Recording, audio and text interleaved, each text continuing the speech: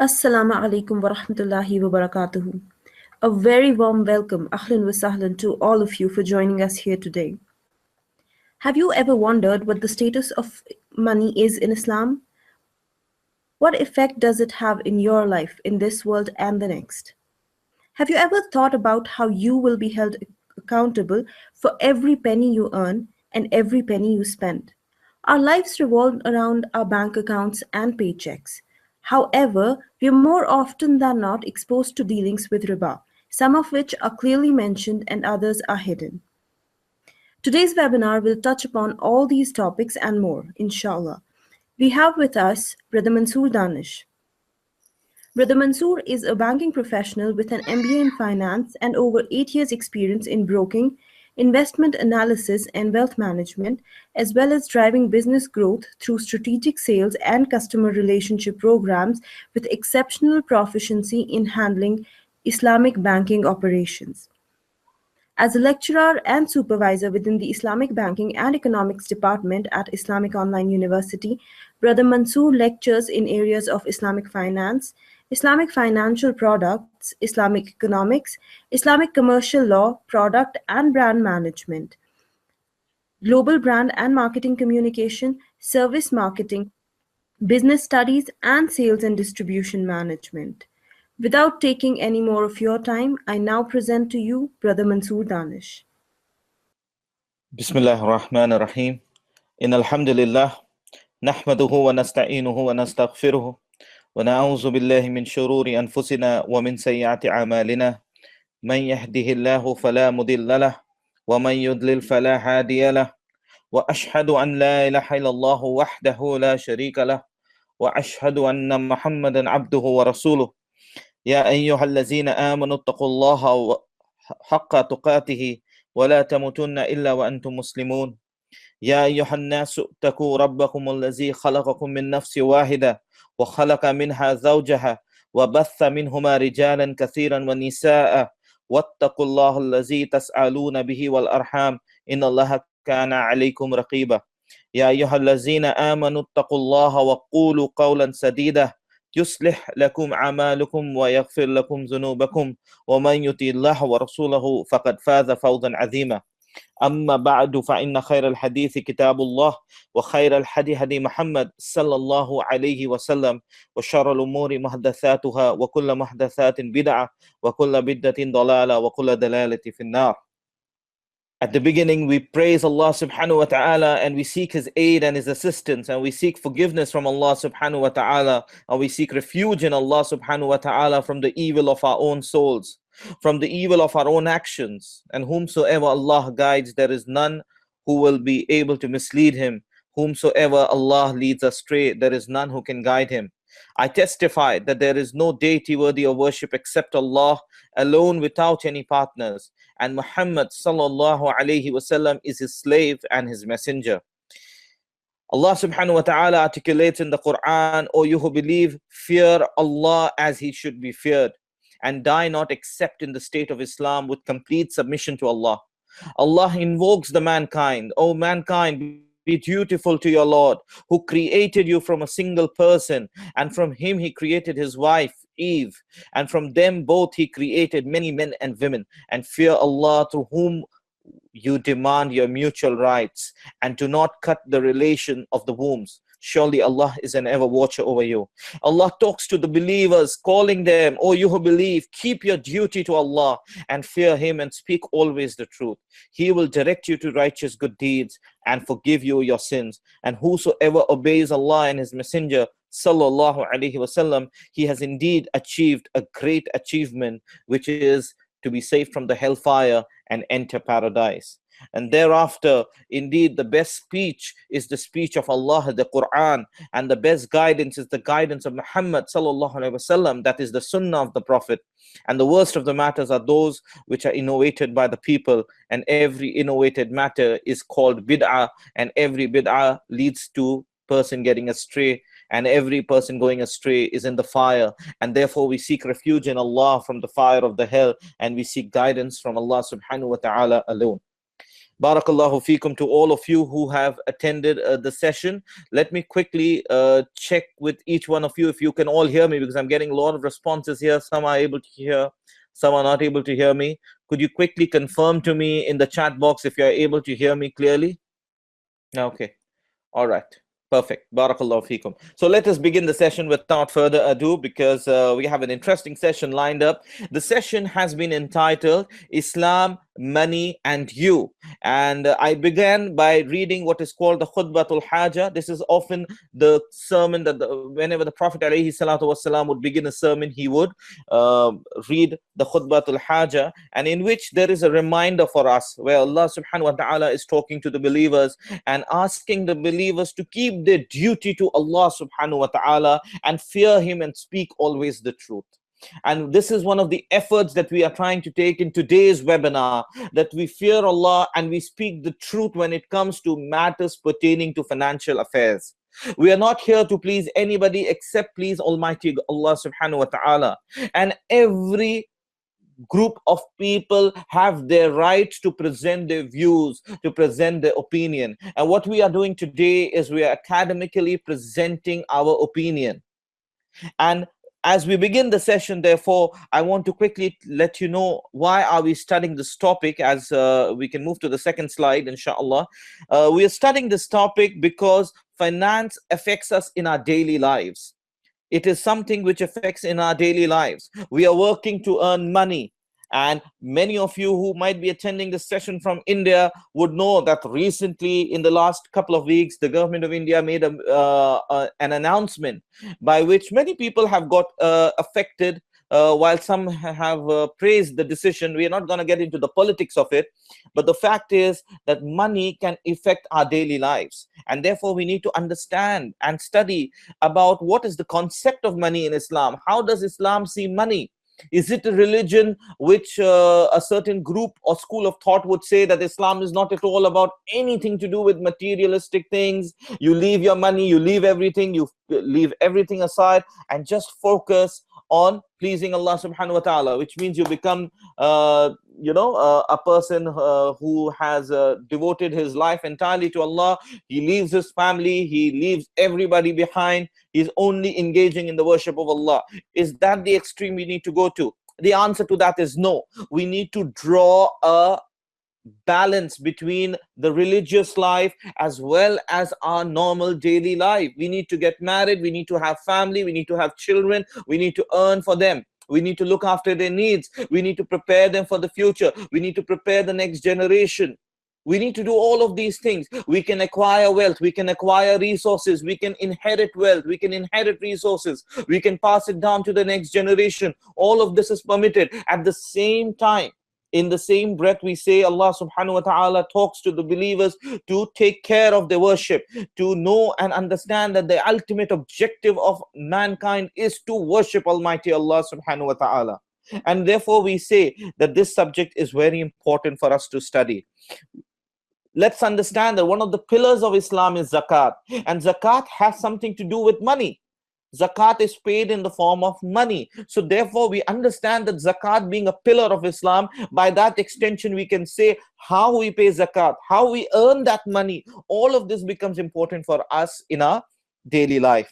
And the most important thing is the accountability. We have read about several sayings and teachings of the Prophet alayhi salatu wassalam, where he mentioned that the person will be questioned on the day of judgment on how he earned his money.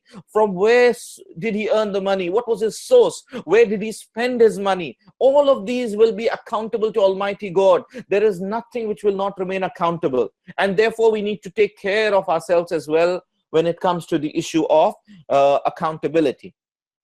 This webinar that we are doing today is a precursor to an important webinar or a diploma session which is supposed to begin from 3rd of December, which is called Money Matters. Inshallah, on the 3rd of December, we intend to begin a diploma course which will be running on every weekends, and inshallah the details of that will be shared with you in due course of time. That webinar which we will do will look at practical solutions. It will look into a lot of aspects which has to do with our day-to-day life. But before we arrive on the 3rd of December and understand solution to our practical problems, we need to firstly look at how are we earning our money? What is the objective of earning the money? What is the concept of money in Islam? And that is why we are doing this session as a precursor to the most important session, which is supposed to begin from 3rd of December. Some of the objectives of this session today is that we will understand the pros and cons of the capitalist and communist economic system, understand the ethical economic system, also called the Islamic economic system. What are the pillars? What is money and how is money seen in Islam? What is the history of money? Understand the concept called the time value of money from an Islamic perspective, prohibition of interest in Islam and what are the reasons behind it, and modern banking as it is today and the stages in which it has developed, and lastly, of course, what is the future of money and its Islamic perspective on the same. So without further ado, we begin by introducing to you the first concept, which is the concept of capitalism or capitalist economic system. So can we have the next slide, please? Yeah. Let's define what capitalism is at the outset. Capitalism is a system which is based on privately owning factors of production. Normally, factors of production is defined as land, it's defined as labor, it is defined as capital in some cases, it's defined as entrepreneur, the man who is in charge of getting the land, labor, and capital together in order to carry out production in an organization or in a factory. So production depends on land, labor, capital, and these are the factors of production. Capitalism says you can privately own land, you can privately own labor, you can privately own capital. Capitalism believes in the concept of a free market form, which is characterized by an automatic self-regulation. This is the definition of Ferguson. Basically, what it means is that the government does not try to set a price, but rather the government allows a free market system whereby the laws of demand and supply, which means the demand in the market and the supply made by the producer, will set the price to a equilibrium level. And that will be called the equilibrium price, and that's the price at which people will trade. So that is how the free market form would work. It is this automatic self-regulating system motivated by the self-interest of individuals, which means, what is self-interest of individual? That's the demand. Your demand is the self-interest of individual, and regulated by competition, which is the supply, because the competitors would also try to supply the best of quality. It will try to supply adequate amounts, lest the competitor can take over your market share, and so on and so forth. So that's as far as the definition of capital is concerned. Let's move on to the next part, which is the features of capitalism. We need to understand what are its characteristics. Some of the characteristics of capitalism is that every person is a sole owner of the wealth that he has earned. Every person has a right to spend his wealth in whatever manner he likes. If someone wants to buy alcohol, the government will not stop him. If someone wants to buy drugs, well, drugs is prohibited, so we will not, but the people, if they get an illegitimate access to the drugs, he can go ahead and use the money and buy it. So that is as far as using of the wealth in whatever manner you want. You can just use it. No one questions. If you want to just go all out and spend 500 crore, $7.3 million money in a wedding, no one is going to come and question you. You can spend your money the way you like it, in whichever manner you like it, in whatever quantity you want, and whatever amount you want. No one questions you in a capitalism, in a capitalistic economic system. Every person, by the way, has a right to save as well. So no one tries to question you when you're saving money, or for that matter, even if you're hoarding up wealth. When we're talking about hoarding up of wealth, it means you save your money, you don't spend it on the society.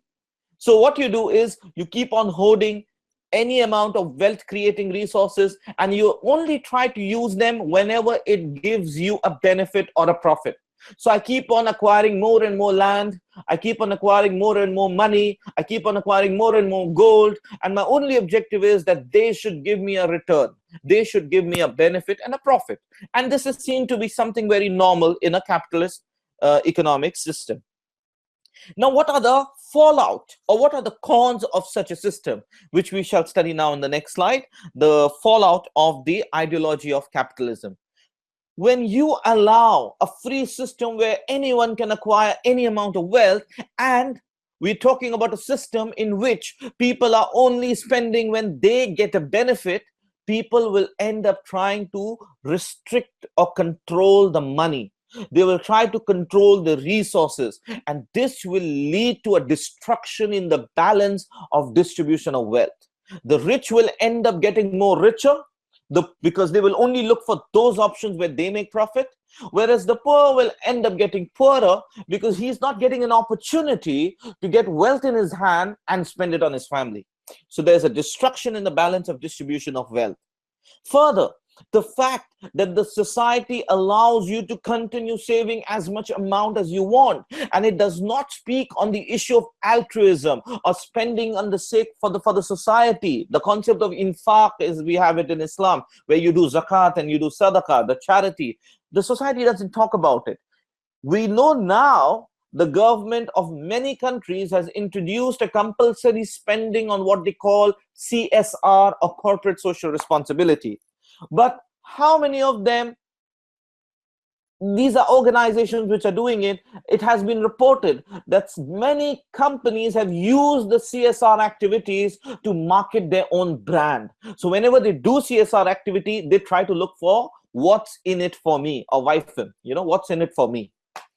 Not Wi-Fi, what's in it for me is WIFM, WIIFM, that's what I mean by it. So coming back to the point that I was making, it is leading us to become more selfish in a society where we are only looking at spending on ourselves or that which benefits me, rather than looking at the benefit of the society as well. There are times when you need to do certain actions or spend money in a manner in which the society is benefited, where you don't look for anything in return, where you're not looking at getting something back. Further, it leads to a gradual accumulation of wealth creating resource. What is wealth creating resource?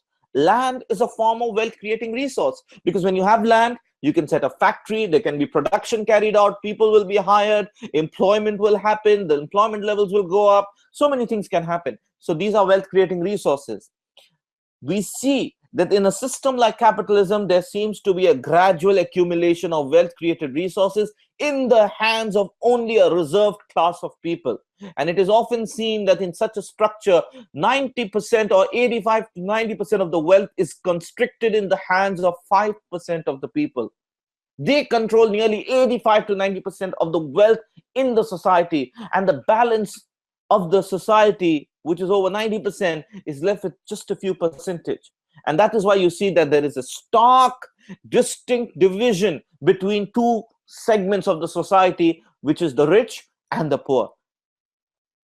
It leads to exploitation of the poor by the wealthy. Naturally, if you can make out, if you have a selfish society which is not spending on the poor and it is controlling the wealth, it will end up creating more havoc on the poor.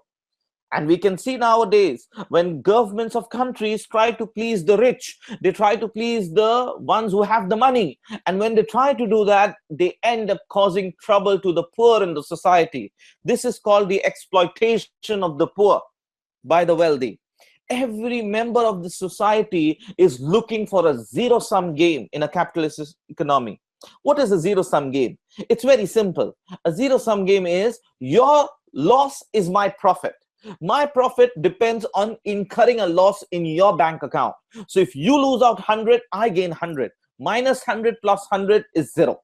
That's what a zero-sum game is. And that's the kind of competition that exists in such economy. It's rampant. Everyone is looking at causing a loss to the other in order to gain benefit. This is the form of ideology which is there. Therefore, there is no mercy in the heart of anybody.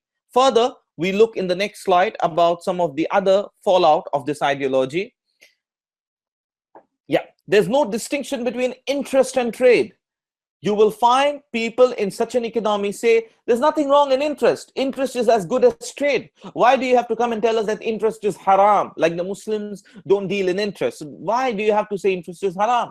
I'm only doing a business. I'm giving out money to people. I'm helping them. And in return of that help, I want to get a financial interest. So they don't do a distinction between interest and trade. Interest is the fabric of a business infrastructure. How many times we find major companies taking crores and crores of money as loans? And we know that recently In India, we've had these cases of many prominent banks reporting huge non-performing assets in the books of account. Nearly 8 lakh crore of Indian rupees has been reported as NPAs, non-performing assets, which means these are money which the banks have given out to big business houses, and the big business houses conveniently said, we are bankrupt, we can't pay you, you need to write it off from your books. They have not paid back the EMIs, the interest which were due, or the principal which was due. Interest is the fabric for them. They work on taking money from the banks. And who puts the money in the bank? You and me, we put our money in the bank. The businessmen, they use that money for their business. They set up their business. They say that we can't pay you back anymore. They become billionaires, they become millionaires, but you are a person who's to stand in front of long queues to take back your money. We seek refuge in Allah from the tyranny of such business people who try to use the people of the poor people in the society, the middle class of the society, to only benefit themselves. It leads to hoarding of wealth. We've already spoken about it. The selfish nature, the selfish attitude of people leads to hoarding of wealth. I want to control the money. I want to have all the money with me. Spending only with the purpose of making profit, selfishness and competition leads to earning from illicit and unethical means. Such is the level of competition in the society that I need to prove myself to be better than Fulan and Fulan company. And in order to do that, I try to take shortcut means. I want to give out things which is at a lower price, but I can't lower my price unless I hit the quality. So I lower the quality of my good because I want to lower the price and capture the market. In trying to do this, I take up illicit and unethical means to capture the market. Such is the level of competition and selfishness in such a society. So that's as far as capitalism is concerned. I've not got into too much of detail. You know, we can just spend one entire workshop just talking about on the features, pros and cons, but we've just tried to touch on the basics. Then we have the communism or the communist economic system. This communism is based on the ideology that the wealth creating resources belongs to the society at large. The entire wealth belongs to the society. Now remember, communism was born because of the capitalism trying to control the rich getting richer, the poor getting poorer. So there were some governments which felt that, well, this is not the right way. The society is the one who should be the actual owners of the wealth. They should be benefited. And with that intention, communism started off.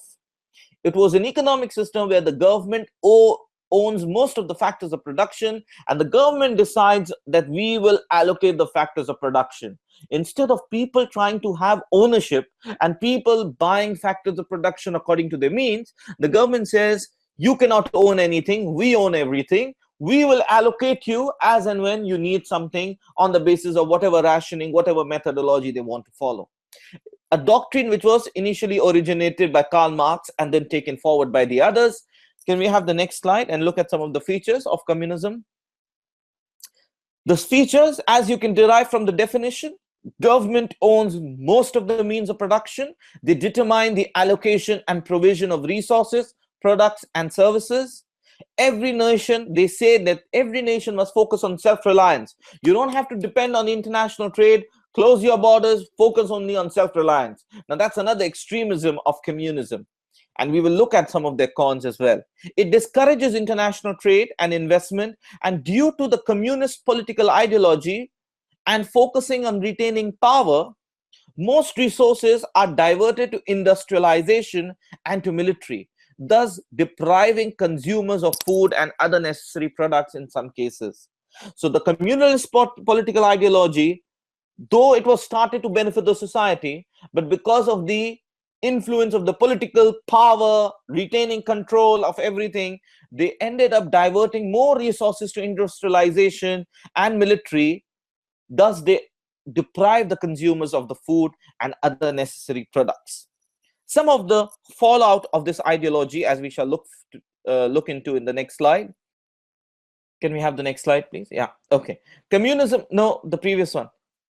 Communism chooses to solve the issue of income inequalities, but it ends up using the wrong means. So we are saying at the beginning that yes, they wanted to solve the issue of income inequalities. They did not want the rich to only control the resources. So the government took the responsibility that we will allocate the resources. But what it has done is it has used the means of coercion, force, and that's a wrong method.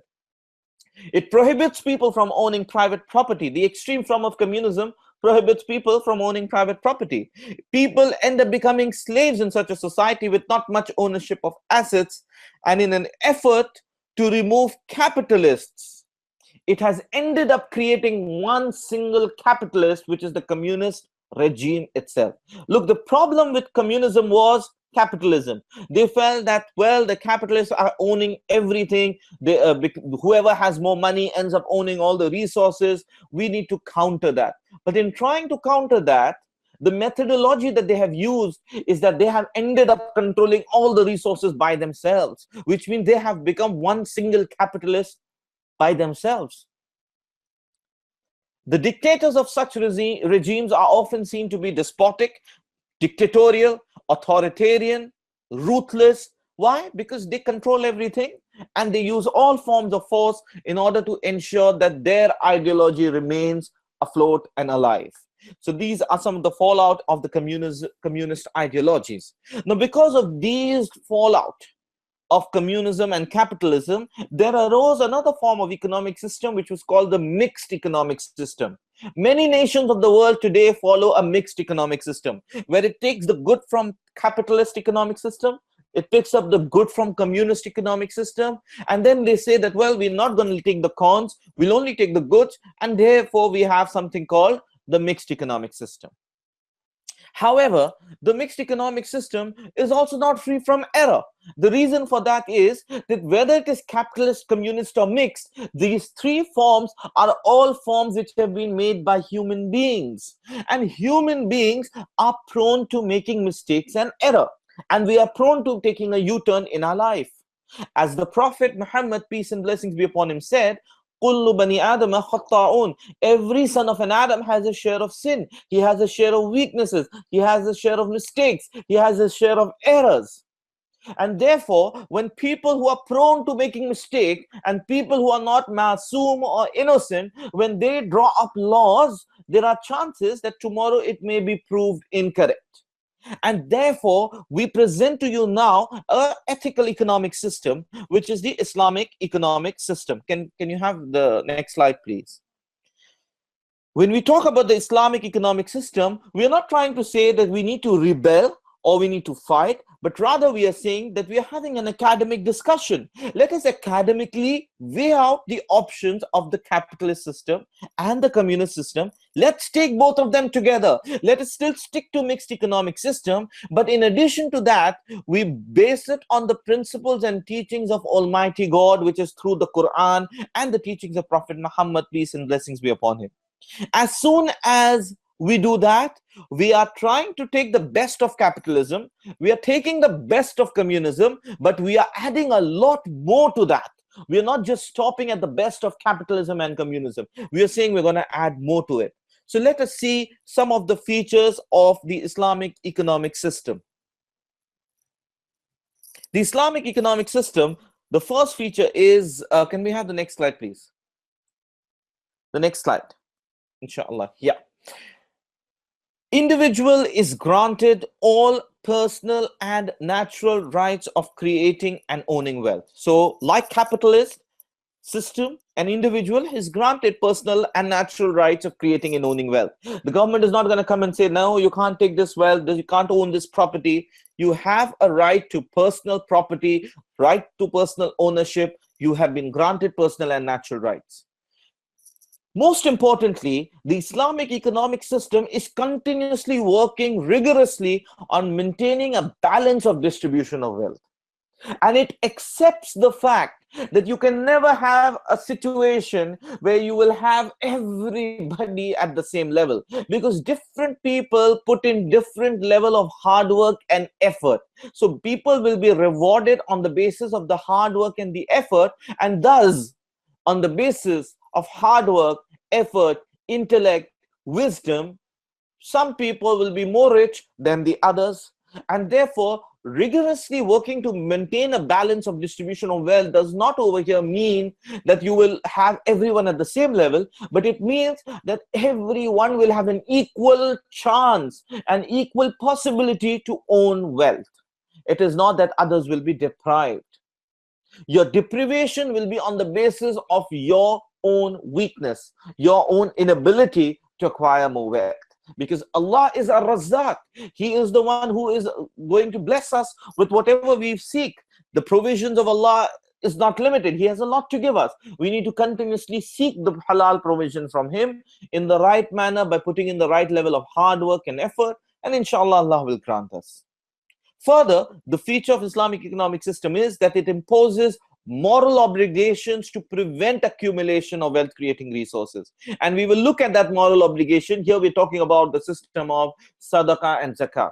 With due respect to the other communities, none can show a candle to the Muslims when it comes to doing zakat and giving out charity. I don't think of any other community living on the face of this earth today which does the amount of charity that the Muslim community is doing in the world today.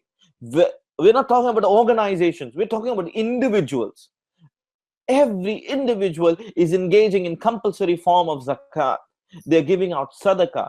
We see that people who even live in the slums, and I've seen that because in India you have so many slums and you have many Muslims who live below what is defined as the poverty line. And yet you will find in those society, if a beggar comes, they give out a rupee to them, a 5 rupee coin to them. Whatever little they have, they will give. Why? Because they know when they spend in the cause of Allah, Allah will give them more.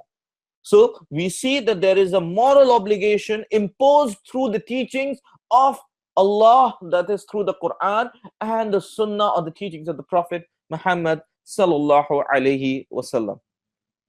Continuously, the wealth must remain in circulation. So this ownership of wealth and resources should not be in a manner where you're depriving the usage of that in creating more opportunities for others. You just can't take the land and just sit on that and not use it productively. There must be a productive use of it so that it creates employment, so that it creates production. And remember, when there is more production, your GDP of the country improves, the economy improves, more employment opportunities, high salaries and wages are being paid. More production means more supply, reduces, able to meet the demand. The prices are therefore falling. That means there is not much inflation in the market. Inflation is lowered. It is a win-win situation so far, till you come out and point to me at the end during the question and answers, whatever I said was rubbish, and you can counter that. If you can, I will be more than willing to listen to your argument.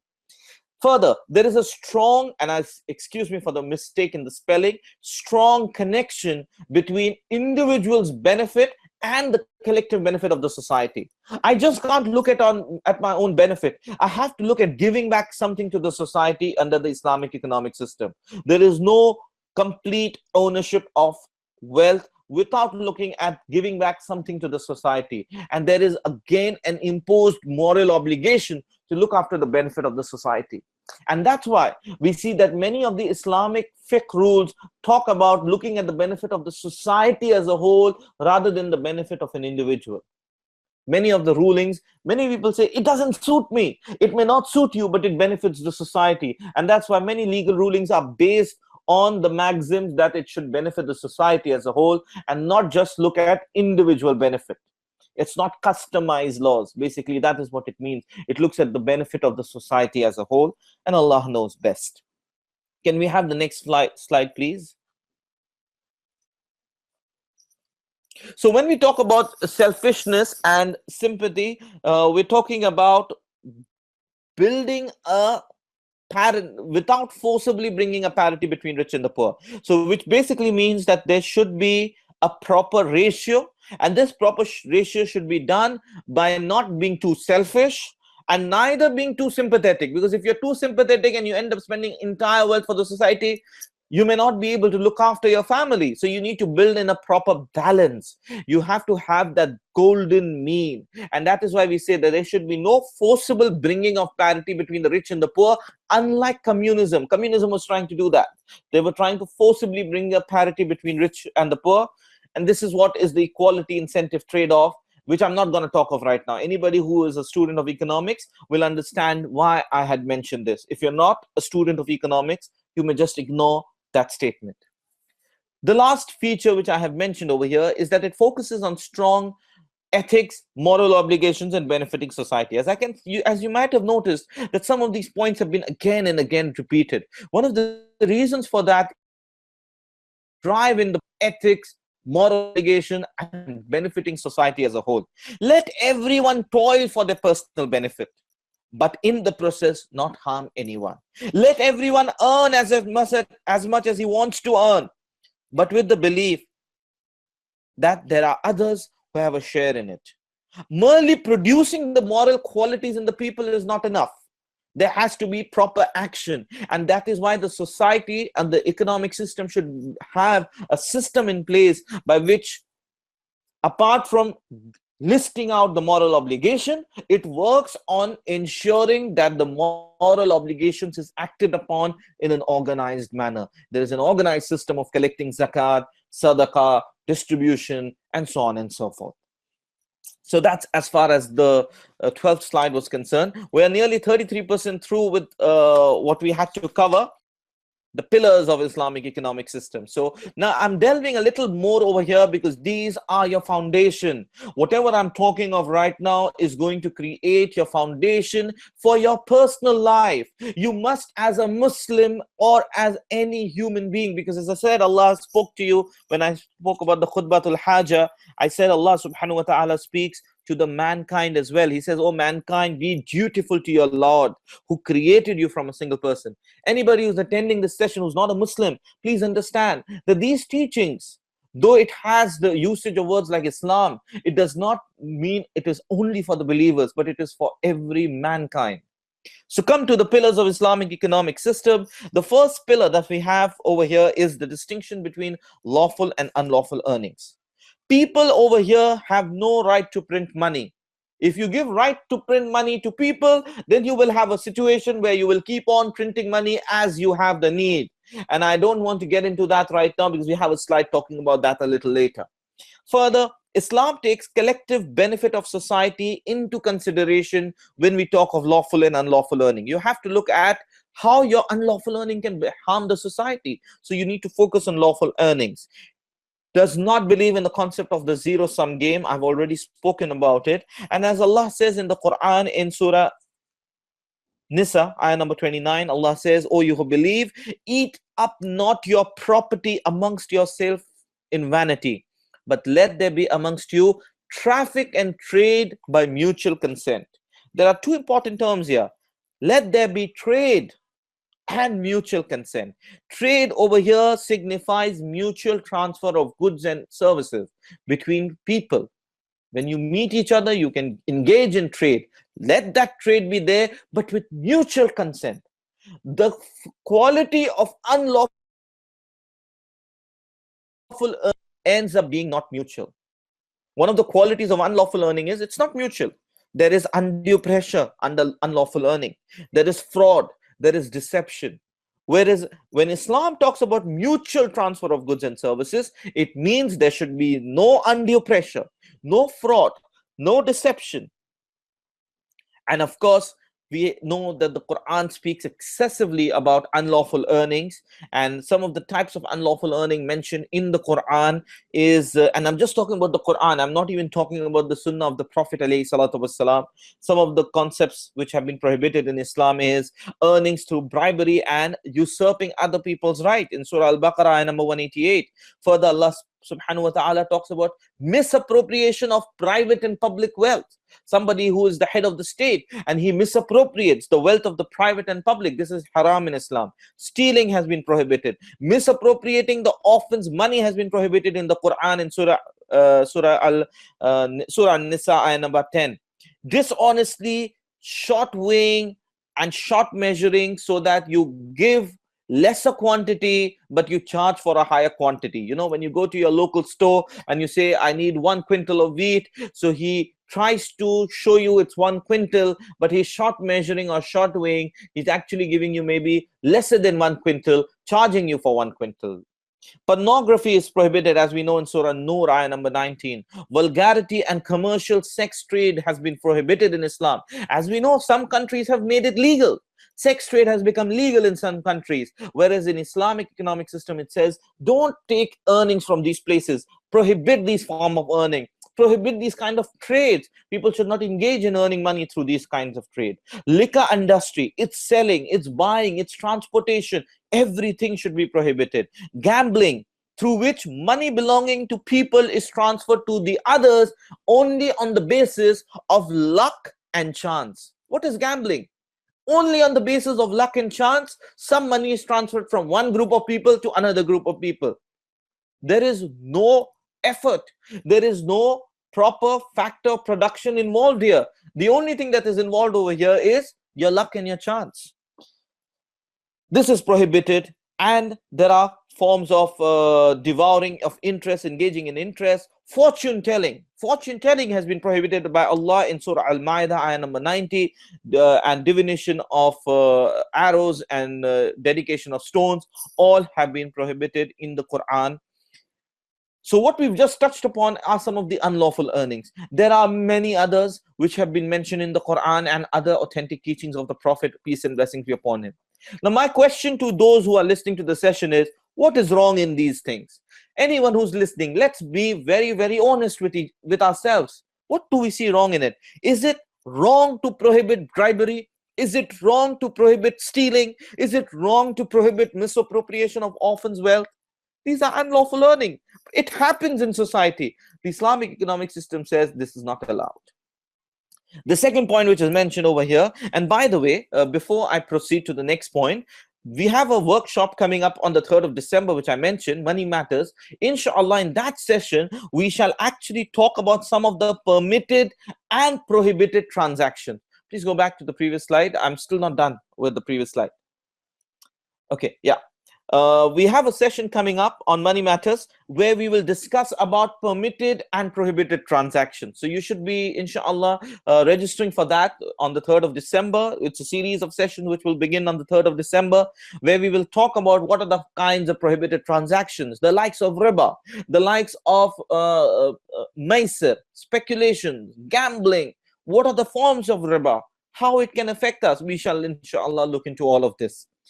The second point, which is the pillar of Islamic economic system, is prohibition of hoarding of wealth.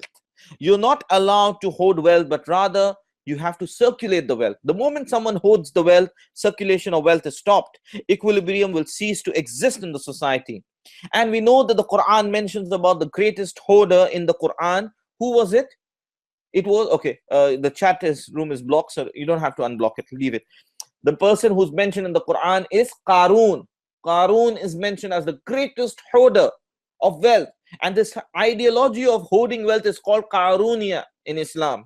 Somebody who hoards the wealth, you call him Qarunia. He's just hoarding the wealth. He's not paying zakat on it. He's not putting it back into the society in order to create more opportunities for others also to earn money. As Allah says in the Quran in Surah Al-Imran, ayah number 180, and let not those who withhold the gifts which Allah has given to them out of His grace think that it is good for them. Those who are holding up their wealth, don't think it is good for you. Allah warns us in Surah Al-Imran. Rather, Allah says, nay, it will be worse for them. Subhanallah. What a warning from Allah. What a clear warning to those who hoard their wealth and not spend it in the society, who do not put it back in the society for use. As Allah also says in Surah At-Tawbah, ayah number 34, and there are those who bury gold and silver and spend it not in the way of Allah, announce unto them a most grievous penalty. Now, when we talk about spending in the way of Allah, I will define that a little later, inshallah. But by spending in the way of Allah over here, we mean you spend it in the society, because Allah subhanahu wa ta'ala commands us to do that. You spend it on your family, you spend it to meet your needs, you do charity work. These are all forms of spending in the way of Almighty Allah subhanahu wa ta'ala. The third point which is mentioned over here, on which the pillars of Islamic economic system depend, is the command to spend. And when we talk about the command to spend, it means Islam does not believe that you be a niggard, you be a person who's a miser, but rather you engage in spending which is judicious in nature. You don't go to the other extreme. Okay, I've been commanded to spend, so tomorrow I'm gonna go and I'm gonna buy Gucci bags, I'm gonna buy my latest car. You can buy all of them, by the way. There is no harm in buying them if Allah has given you the means to buy all of that and still be able to do a lot of charity. No harm in that.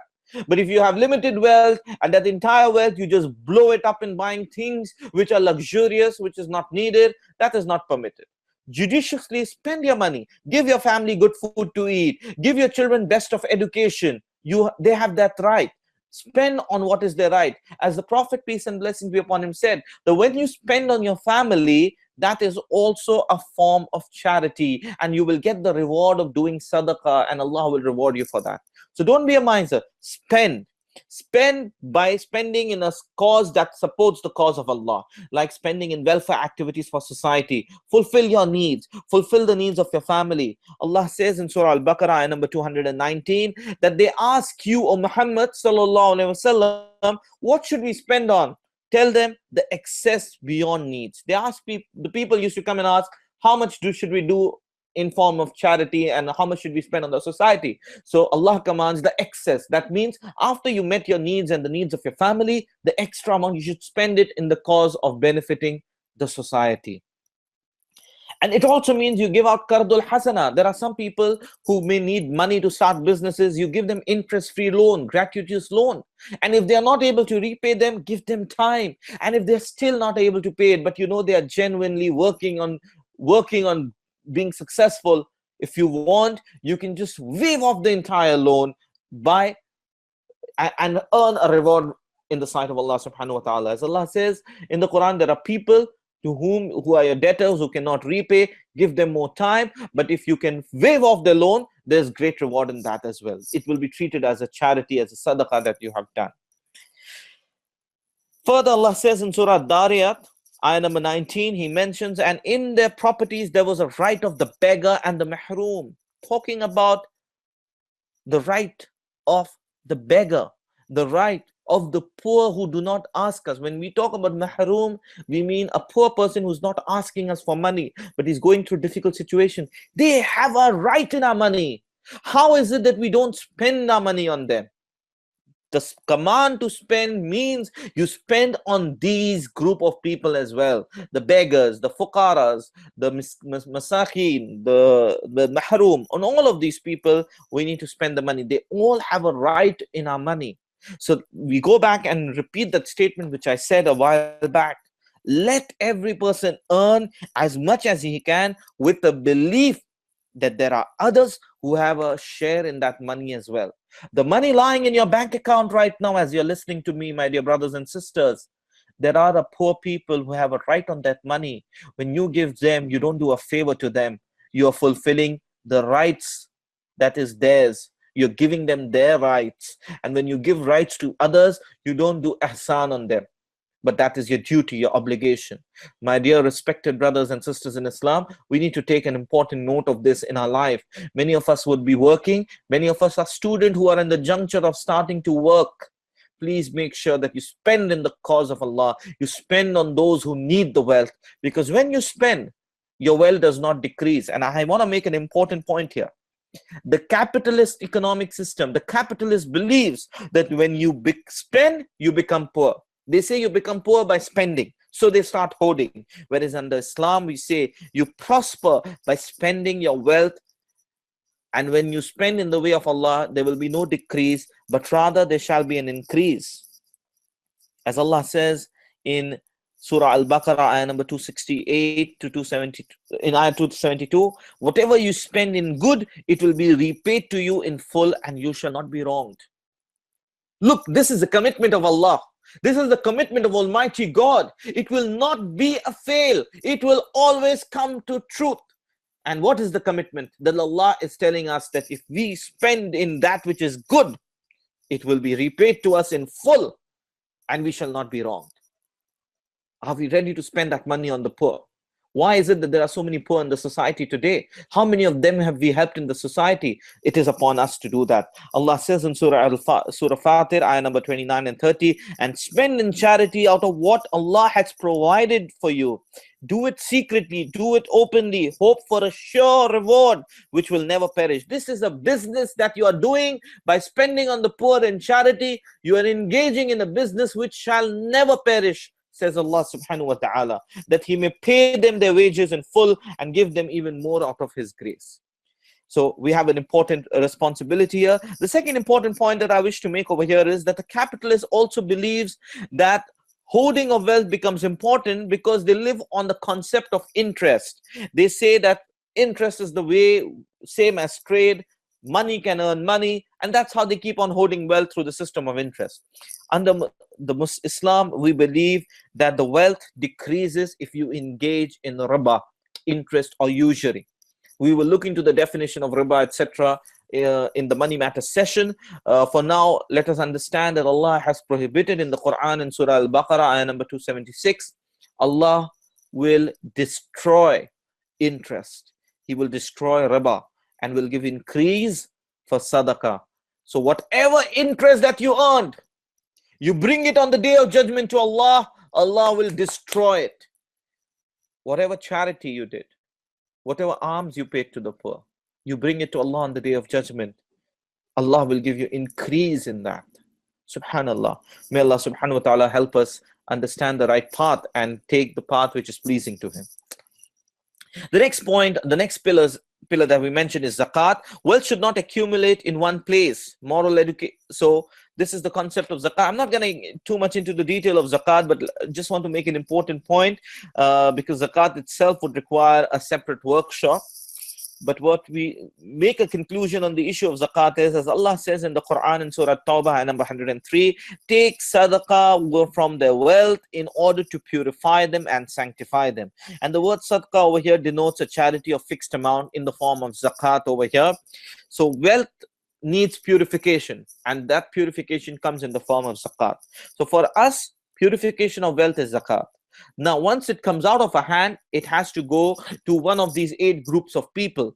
One of them is a fuqara, or a poor person who can't earn enough to meet his needs. Then you have the masakin, who cannot earn or find an opportunity to earn. Then those who are employed to look after the funds of zakat, somebody who's managing the fund of zakat, somebody who attracts the hearts of those who are inclined to Islam, somebody who's inclined to Islam and he's not getting any financial help when he's trying to do that. But if you can help him and incline his heart towards Islam, zakat is permissible for such people. To free the captives who are illegitimately and illegally made captive, to free them if there is a money which needs to be paid, to free them, this is permissible. To free those who are in debt, people who are under debt, and this is an important message. My respected brothers and sisters in Islam, there are so many people who are in debt, farmers who are in debt. If you pay off their debt and release them from their debt, this is also permissible. It's also equivalent to spending in the way of Allah, spending in the cause of Allah, or spending on a traveler who has been cut off from everything. Now, we know that in the days of the past, people, when they used to travel from one place to the other, they would travel either by the horse or by the camel. Long distances they would travel, and suppose a person has suddenly run out of his money, or his money has been stolen, he's in an unknown place, he has no wealth. If you have some zakat money, you can pay him that zakat money so that he can use that money and make his arrangements to go back. So these are some of the places where zakat can be spent. Zakat is another pillar on which the Islamic economic system depends.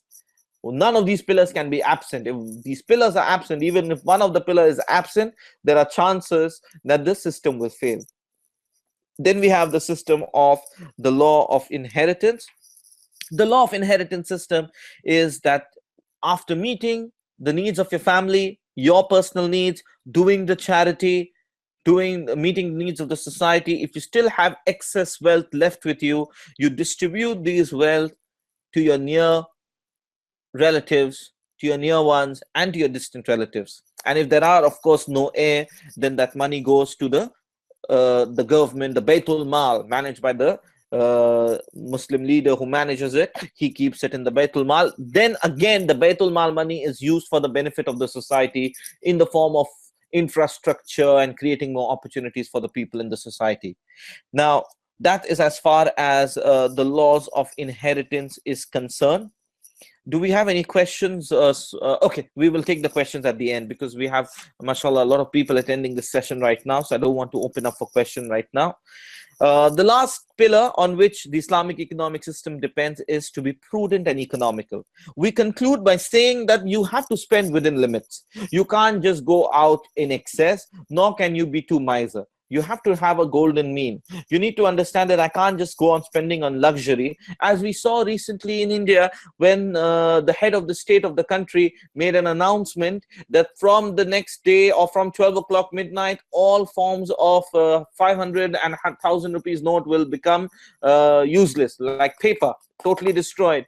Many of the people, it has been reported by some of the media, they went to the nearest mall and they bought the Gucci bags and all the big brands with that money which they had hoarded, which were illegal, where they had not paid the tax. So these were illegal money lying with them, but they knew that tomorrow this will become useless. So let us make most of it. Let us go buy Gucci bags and so on and so forth. SubhanAllah. People can also make most of illegal things. We seek refuge in Allah and we seek that which is only permissible to Allah subhanahu wa ta'ala. We are not here to please anybody. We are not here to hoard wealth. Earn enough and earn that much which is pleasing to Allah. It's not about the quantum of earning that makes us a better human being.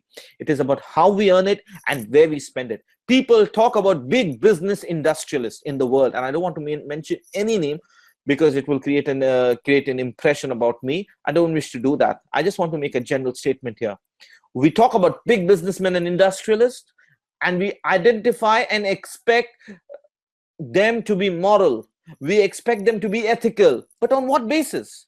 Because they have earned so much of money, we expect them to be ethical. Assalamu alaikum. Brother, are you with us now? Walaikum assalam wa rahmatullah. Yes, I'm there. Can you hear me? Yes, I can hear you now. Okay. Am I live? Yes, we're live. Yeah. Okay. Well, where was the last point which you all heard me tell? I think we were talking about the last pillar. To be prudent and economical. Okay. So we were speaking about the pillars of Islamic economic system. I'm just quickly summing them up. There is a distinction which is there between lawful and unlawful earnings, prohibition of hoarding wealth. The command is to spend, giving out zakat. Laws of inheritance is there. These are another pillar of Islamic economic system, and that you need to be prudent and economical. So these are some of the pillars of the Islamic economic system. And I hope I'm audible and clear to all of you now. So we proceed then to the next slide, inshaAllah, and we introduce the next concept, which is the concept of money, inshaAllah. Yeah, can we have the next slide, please? Yeah, okay. All right. So when we talk about money, we need to firstly define what money is. Money is defined as something which is serving as a medium of exchange. It's a medium of exchange. Money is what money does. Money is as money does what Professor Walker says, which means he means to say it includes anything which performs the functions of money. Now, before I proceed, I just need to take a couple of minutes to get a glass of water for myself. So I want you to tell me, and I want you to open the chat box. Can someone tell me what, according to you, is a function of money? What, according to you, is a function of money? Mention me a function of money. I define money to you. So if one of you could just mention to me what, according to you, is a function of money. Can we have some answers here on the screen, please?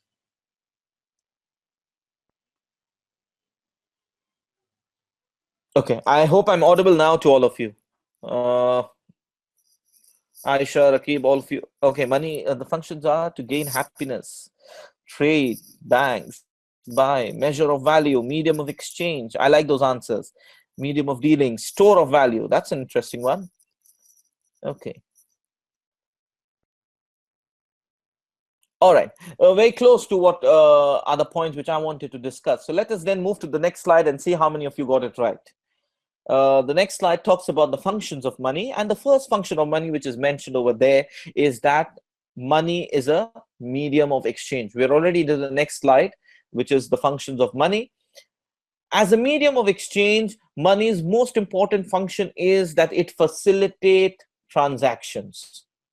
So to facilitate goods and exchange of goods and services and carrying out trade, money is used as a medium of exchange. If I need to buy an iPhone costs certain dollars in the market, I need to have those dollars in my pocket to buy it. So money acts as a medium of exchange to facilitate the trade of goods and services.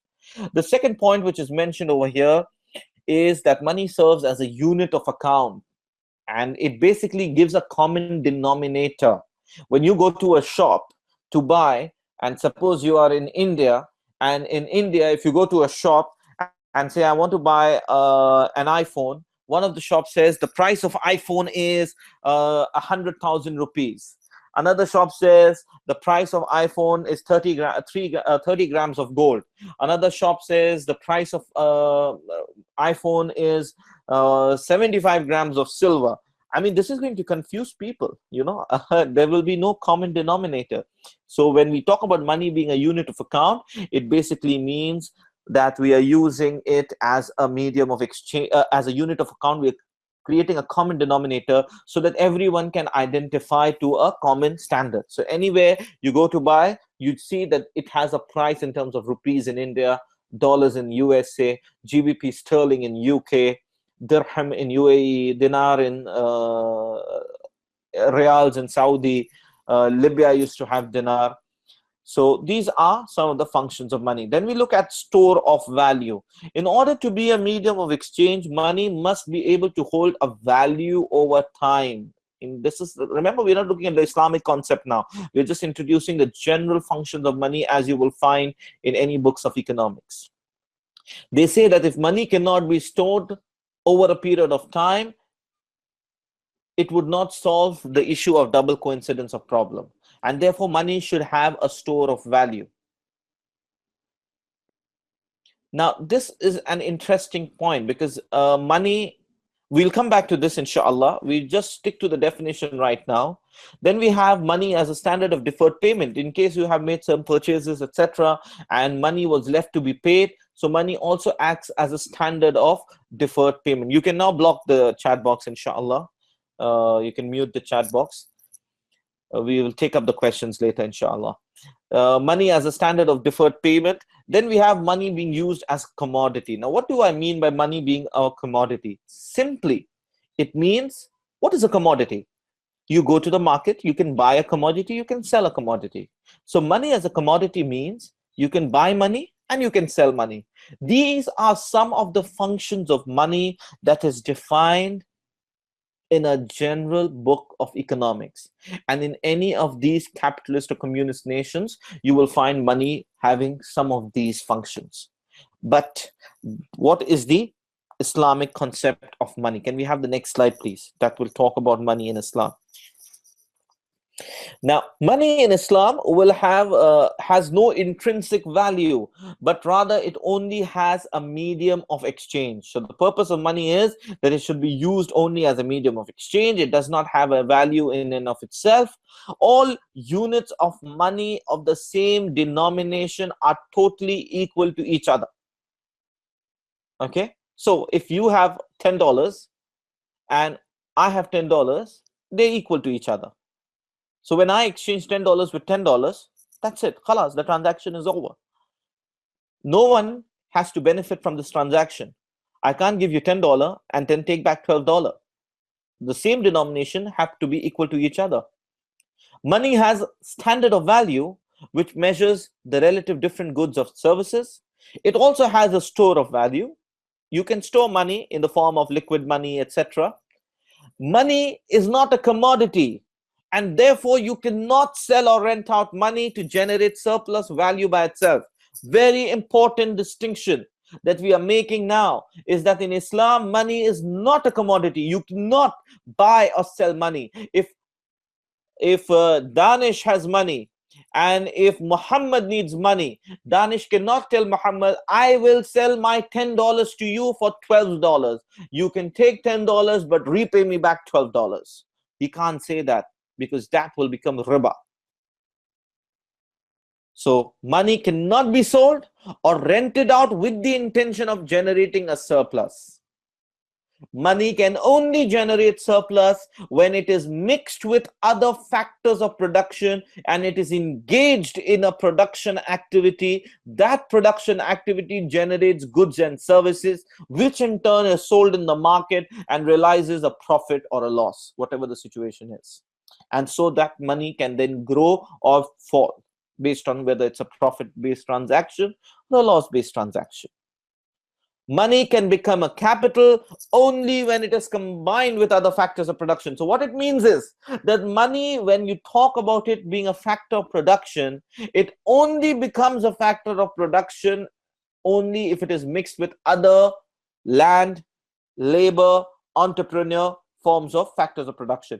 In and of itself, money is not a capital. It has no value in and of itself. It only has a value when it is involved in a factor of production, mixed with other factors of production, and then it is able to produce, help in the total production of goods and services. I hope these points are absolutely clear to you. The most important point, that money is not a commodity. The moment we understand money is not a commodity, you can't buy and sell money. Somebody needs money, you can't sell him money at a higher price. What do I mean by selling money? It simply means that somebody needs money, he comes to you, he says, give me $5. You say, here is $5. When will you pay me? I'll pay you after 1 month. Pay me back $7. You can't do that. Money is not a commodity. Money is used to engage in buying and selling of commodities and services. That is permissible. But in and of itself, it is not a commodity, and therefore money cannot generate surplus value by itself. Money lying with me cannot generate me additional surplus till I involve it with other factors of production to produce goods and services, sell loss. I hope this point is clear to all of you. Can we quickly move to the next few slides? I'm more than 75% done with my presentation. I will inshaAllah quickly wrap it up in the next 15 to 20 minutes, and then we'll open up for question and answers. The next slide, please, where we will talk about the history of money. Now we'll be quickly going through these slides, so we might be changing the slides frequently. The next 3 slides are basically a part of something which I picked up on the history of money. If you can see the pictures, instead of trying to read, you can get the slides from me. Each of you can email me and I can forward the slides to you. Initially, bartering of goods used to take place. Bartering means I give you something which I have. For example, I have a pair of jeans. I give you a pair of jeans. In exchange of a pair of jeans, I tell you, please give me a bag of grain, a bag of wheat. So that's a kind of bartering where there is no money involved as such, but bartering of goods are taking place. All right. And mostly there used to be bartering of commodities. Commodities like grain, seeds, salt, cattle, and livestock. They were treated as the commodity money. But these were way back in the early part, right? As far as the history of mankind has been recorded, which is 1200 BC, as is mentioned over here. Then there was a period where it has been recorded that in China, cowrie shells were used as commodity money. Can we move on to the next slide quickly, please? Then we see 600 years later, the first coins were seen, and this was in Turkey, present-day Turkey, the Lydian electrum, probably the Lydian electrum, and they were present in Turkey. These coins were made of gold and silver alloy, and it sported a lion's head on one side. Okay, so we see that from cowrie shells, from bartering to cowrie shells, then the coins era started coming in, and it continued for a long period, and then we moved straight away to 1000 Christian era. And in the 1000 Christian era, we see the introduction of paper money beginning. Paper money first made its way into marketplaces some 1000 years ago during the Tang dynasty in China. Numismatics and scientists also study the history of money, believe that this was the byproduct of block printing. And women will know what block printing is all about, because you have that in your dresses that you make. You have this design called the block printing. Further, we move to the next slide and we see how the development of money has taken place. Can we have the next slide, please? Remember, these are just a snapshot. I'm taking you through a snapshot, not taking you through the entire detailing of the history. We have separate courses on this at IOU called the Money and Banking course. Anyone interested in that can take that up, inshallah. Then the banking in Europe was somewhere around the 1400 Christian era. It was seen that the modern form of banking had its birth in medieval and early Renaissance of Italy. And one of the most famous of the banks was the Medici Bank, founded by Giovanni Medici in 1397. So that was way back in 1400 Christian era. We don't say AD because AD normally that stands, they say this, it means after the death of Jesus, but we don't believe Jesus Christ died. Jesus Christ never died. So we say Christian era. That's just an additional knowledge. Then we see now between the period of 1637 to 1817, we see the period of the gold standard coming in. Britain started pegging it in 1816. 1637, we saw the Massachusetts Bay Colony declaring wampum, a string of clamshells used as money by the Native Americans, the Native American Indians. They used to use it as a legal tender. And then again in 1816, which is about 150 or 200 years back, in fact, exactly 200 years back, Britain pegged its currency to the gold to help govern inflation. So what it did was that they said that our currency will be backed by gold. Whatever we are producing or minting should be backed by a gold currency. America went on the gold standard in 1900. What it means is that they started using paper currency, but they started using backed it with a gold, equivalent gold. The US government began to print paper to finance the Civil War in July 1861. The first paper notes were worth 1 cent, 5 cents, 25 cents, but they were all backed by gold deposits. So there was always equivalent gold deposits for them. 1950, credit card is introduced by Frank McNamara, head of the Hamilton Credit Corporation. 2011, Google introduces Google Wallet, Clear Exchange. We now have Paytms, we have PayPals, we have so many other forms of system which is being used. Literally, your smartphone is now turning into a wallet. You can make payments from your smartphone sitting at your home. Your money is in your bank account. All you do is you authorize the application to take money from your account and make the payment. Sitting at your home, you're able to do the transaction, moving in very quickly to what is called a cashless economy. However, we will look into the cashless economy a little later. I have a slide on that as well. We move to the next slide, which is on the slide of time value of money. What I have done so far is I have introduced to you the different forms of economic system in the world. I have spoken to you about what is the ethical economic system, the way it should be, and the way we need to strive and talk about it and academically discuss about it.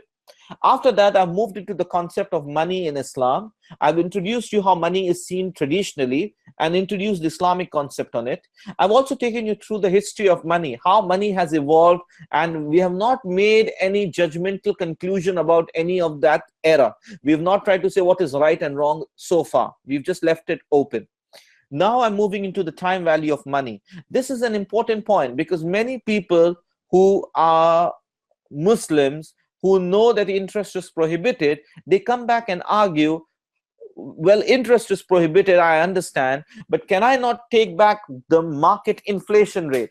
Whatever the inflation is in the market, am I not entitled to that money? Should I not get that money back? Because the value of money is falling. For example, let's take this argument. If I was to offer to Razia 1,000 dirhams today, and if I tell Razia, I'll give you 1,000 dirhams 5 years from now, which of the money will she prefer? She'll prefer it now because the value of 1,000 dirhams today is more than what it will be 5 years from now. This is because of inflation. Inflation causes rise in price of commodities. What is available for 1,000 today will be more expensive 5 years from now. So I can meet my needs today with 1,000. I may not be able to meet it 5 years from now. This is why they talk about the time value of money. It is quantifying the value of money through time, based on time. So basically, a dirham in hand today, or a rupee in hand today, or a dollar in hand today is worth more than a dollar to be received in the future, because a dollar in hand today can be invested to earn interest and yield more than a dollar in the future. this time value of money is now dependent on the inflation rate, the interest rate earned on investment, and so on and so forth. This is the concept of time value of money. Now let's look at what is the Islamic perspective on it. Can we have the next slide, please? What is the Islamic perspective on it? Money is no more than a medium of exchange, as we mentioned in its function, and it does not have a value in and of itself. The human effort, initiative, and risk involved in productive venture, that word, by the way, risk involved in a productive venture, can be substituted with one word called entrepreneurial skills. An entrepreneur takes a risk. Okay, so human effort, initiative, and risk can be all called in one word, the entrepreneurial skills. So coming back, the human effort, initiative, and risk involved are more important than the money used to finance it. So what we are saying is that money in and of itself is not enough for you to justify earning money on it, because what is needed is that there has to be a human effort, initiative to invest the money in productive mean, and the ability to take risk when you invest in projects. When you take a project, there are chances that your money may not give you back your return immediately. You remain patient and persevering. You don't look for a foolproof system of earning money, because the only foolproof system of earning that we can see so far in the current economy is an interest-based system. And I will talk about how interest came into the system a little later. Money is a capital only when it is invested in business. Thus, money in and of itself cannot earn interest, and therefore, unlike capitalism, loans are not a means to generate income for people.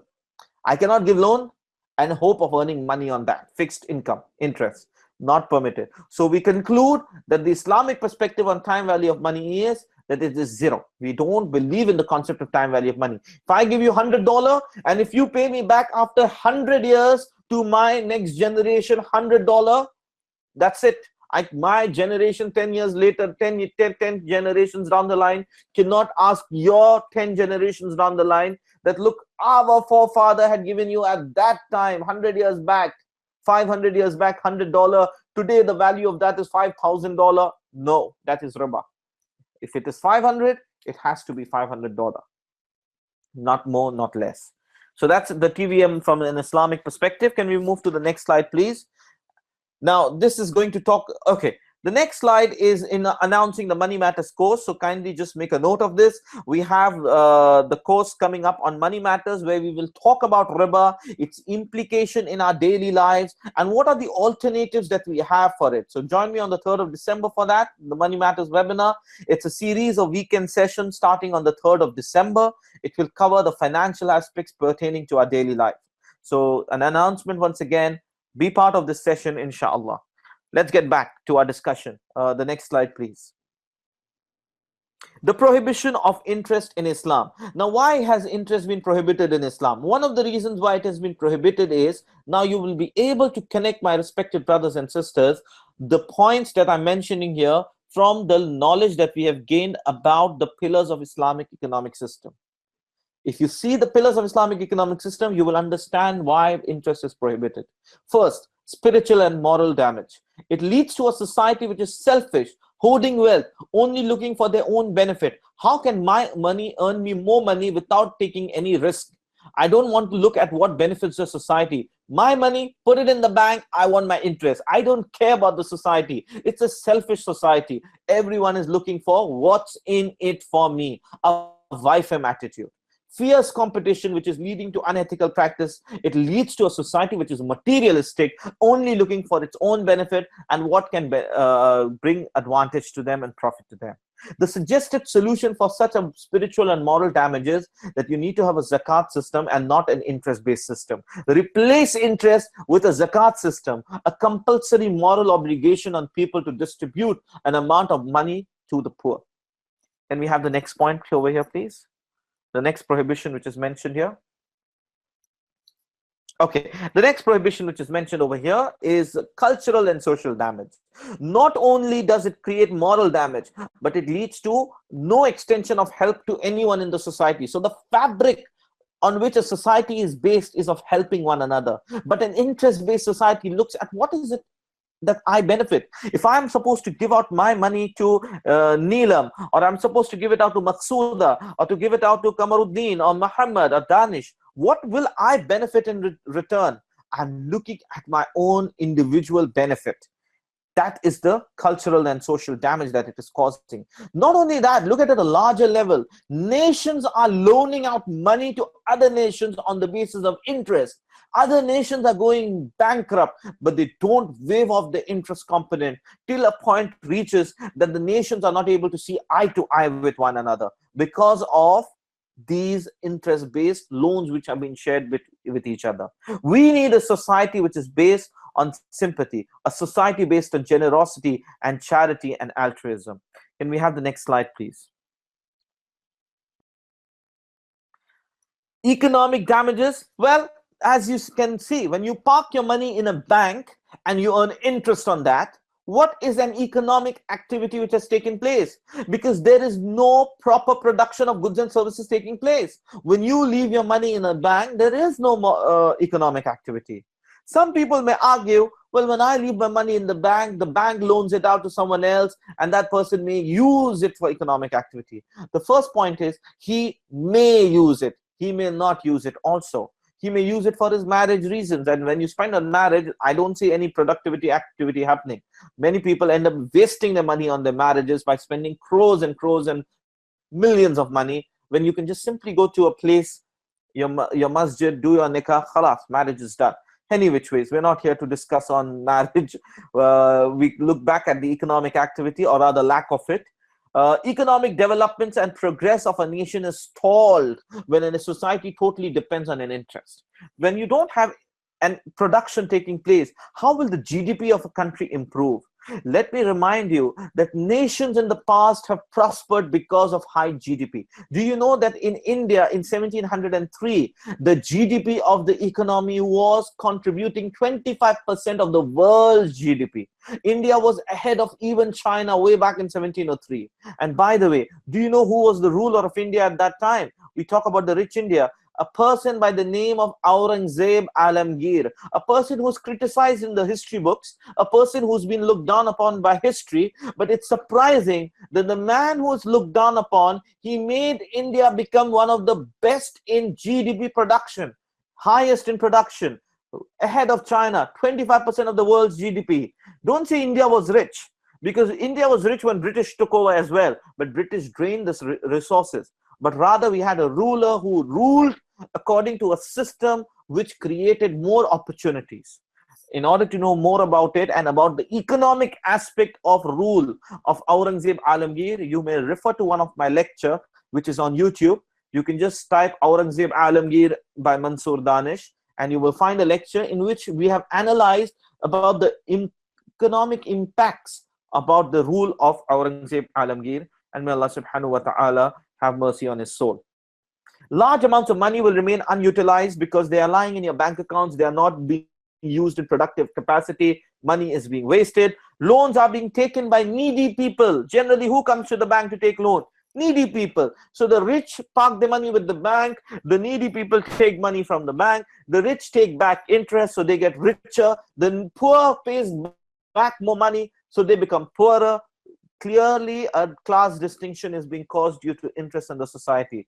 Further, loans are being taken by businessmen and industrialists who are eventually turning back and saying, we've become bankrupt, we can't pay you anymore, please write off our loans. Subhanallah. The solution, and then we have, of course, the riba.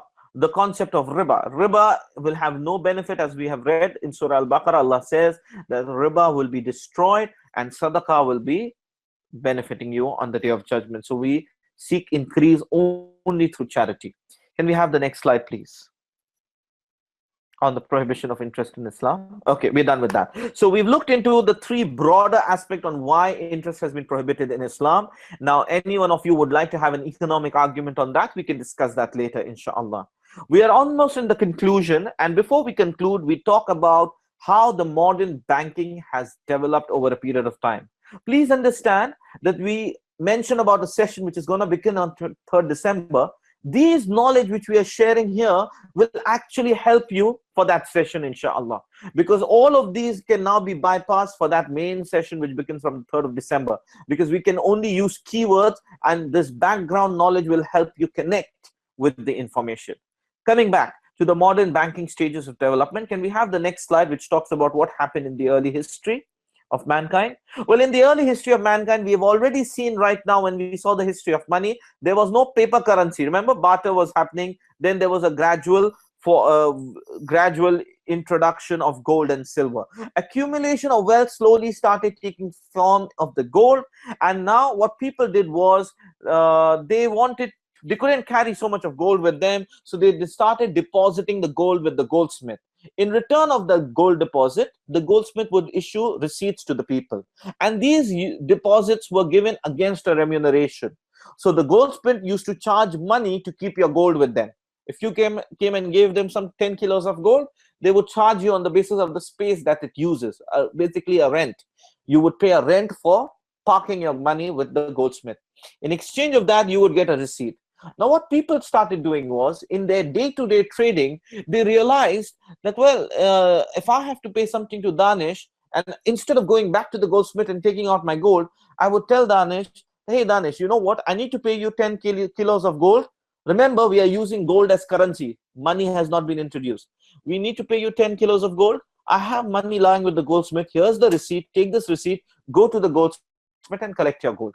So what happened now was, slowly and steadily, the society realized that, well, we can just simply park our wealth with the goldsmith, take the receipt, and start using receipt as a medium of exchange. So the receipt started being used as a medium of exchange, backed by gold. Remember, gold was the backup currency. What did the goldsmith started doing? The goldsmith saw that the people are keeping their gold, but they're never coming back to us. So they wanted to figure out what's wrong. They're paying me the rent, but they're not taking their gold back. What's the reason? When they went out in the society, they saw that here these people are using my receipt and passing it to one another as a medium of exchange. So, eureka, innovation, invention. The goldsmith came up with an idea. Why is this gold lying with me over here, unutilized? No one is coming and taking it. People are happy just exchanging the receipt. They've forgotten about the gold. Let me give out these gold as loans to those who need it. Because remember, gold is still a currency, not adopted entirely by the society. So some people may still need gold. Anyone who needs it, we will give them on interest. So you take back 10 kilos of gold, but return me back 10.5 kilos of gold. So they started giving the deposit of gold out on interest. Now, if you were listening to me carefully, did you notice the cheating that took place? The goldsmith was not the owner of that gold, but the goldsmith gave out those gold on interest to others, even though they were not owners of it.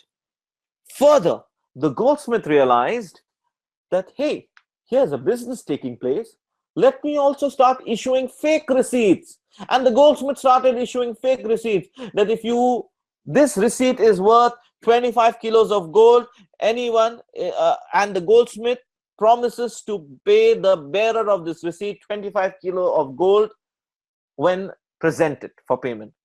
And he introduced it in the market. So if the goldsmith wanted to buy something, what he did, he just went to the market, gave him a receipt, issued by himself, just give it in the market, buy whatever you want, and that person who's buying it, high chances he will never come back to you, because he might give that receipt to someone else.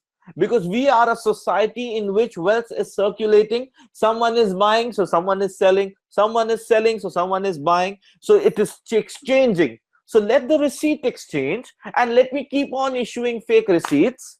And by this, I keep becoming more and more wealthy, because I, at the end, will get all the benefits that I want. At the same time, the gold which is lying with me, I put them out on interest as well. So I get back more gold.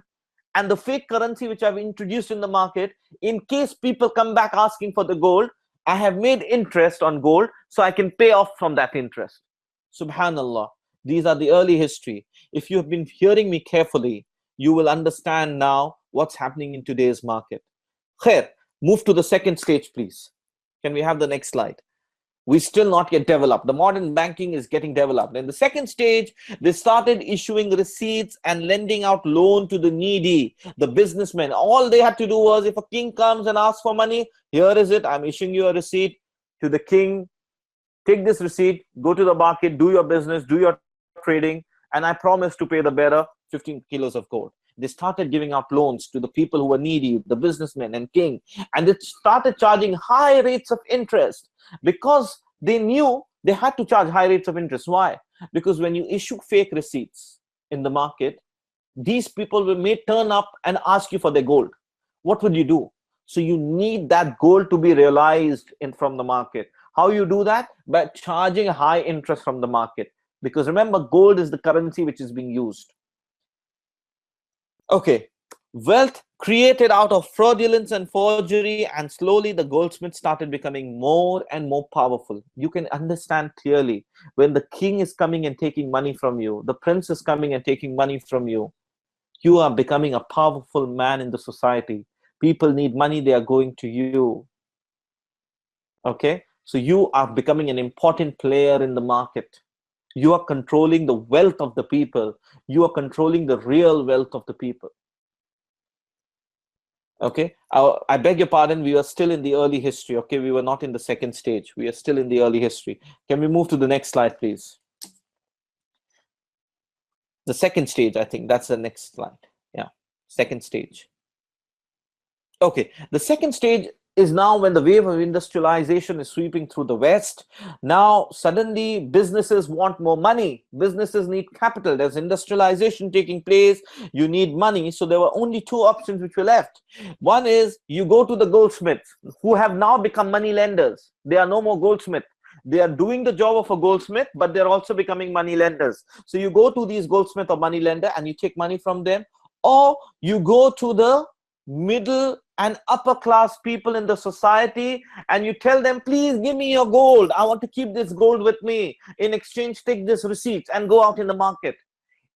And then I can give out these gold on loan. Because remember, from their experience, they have realized from the experience that people, once they park their gold with the goldsmith, they were not coming back and taking it. Rather, they were using the receipt and trading using the receipt itself. So they started reaching out to the middle and upper class in the society. Now, the first step led to sharing the profit or interest compulsorily with the goldsmith. So in case people would come, the industry men or the business class would come to the goldsmith for money, the goldsmith would say, well, you want to do business?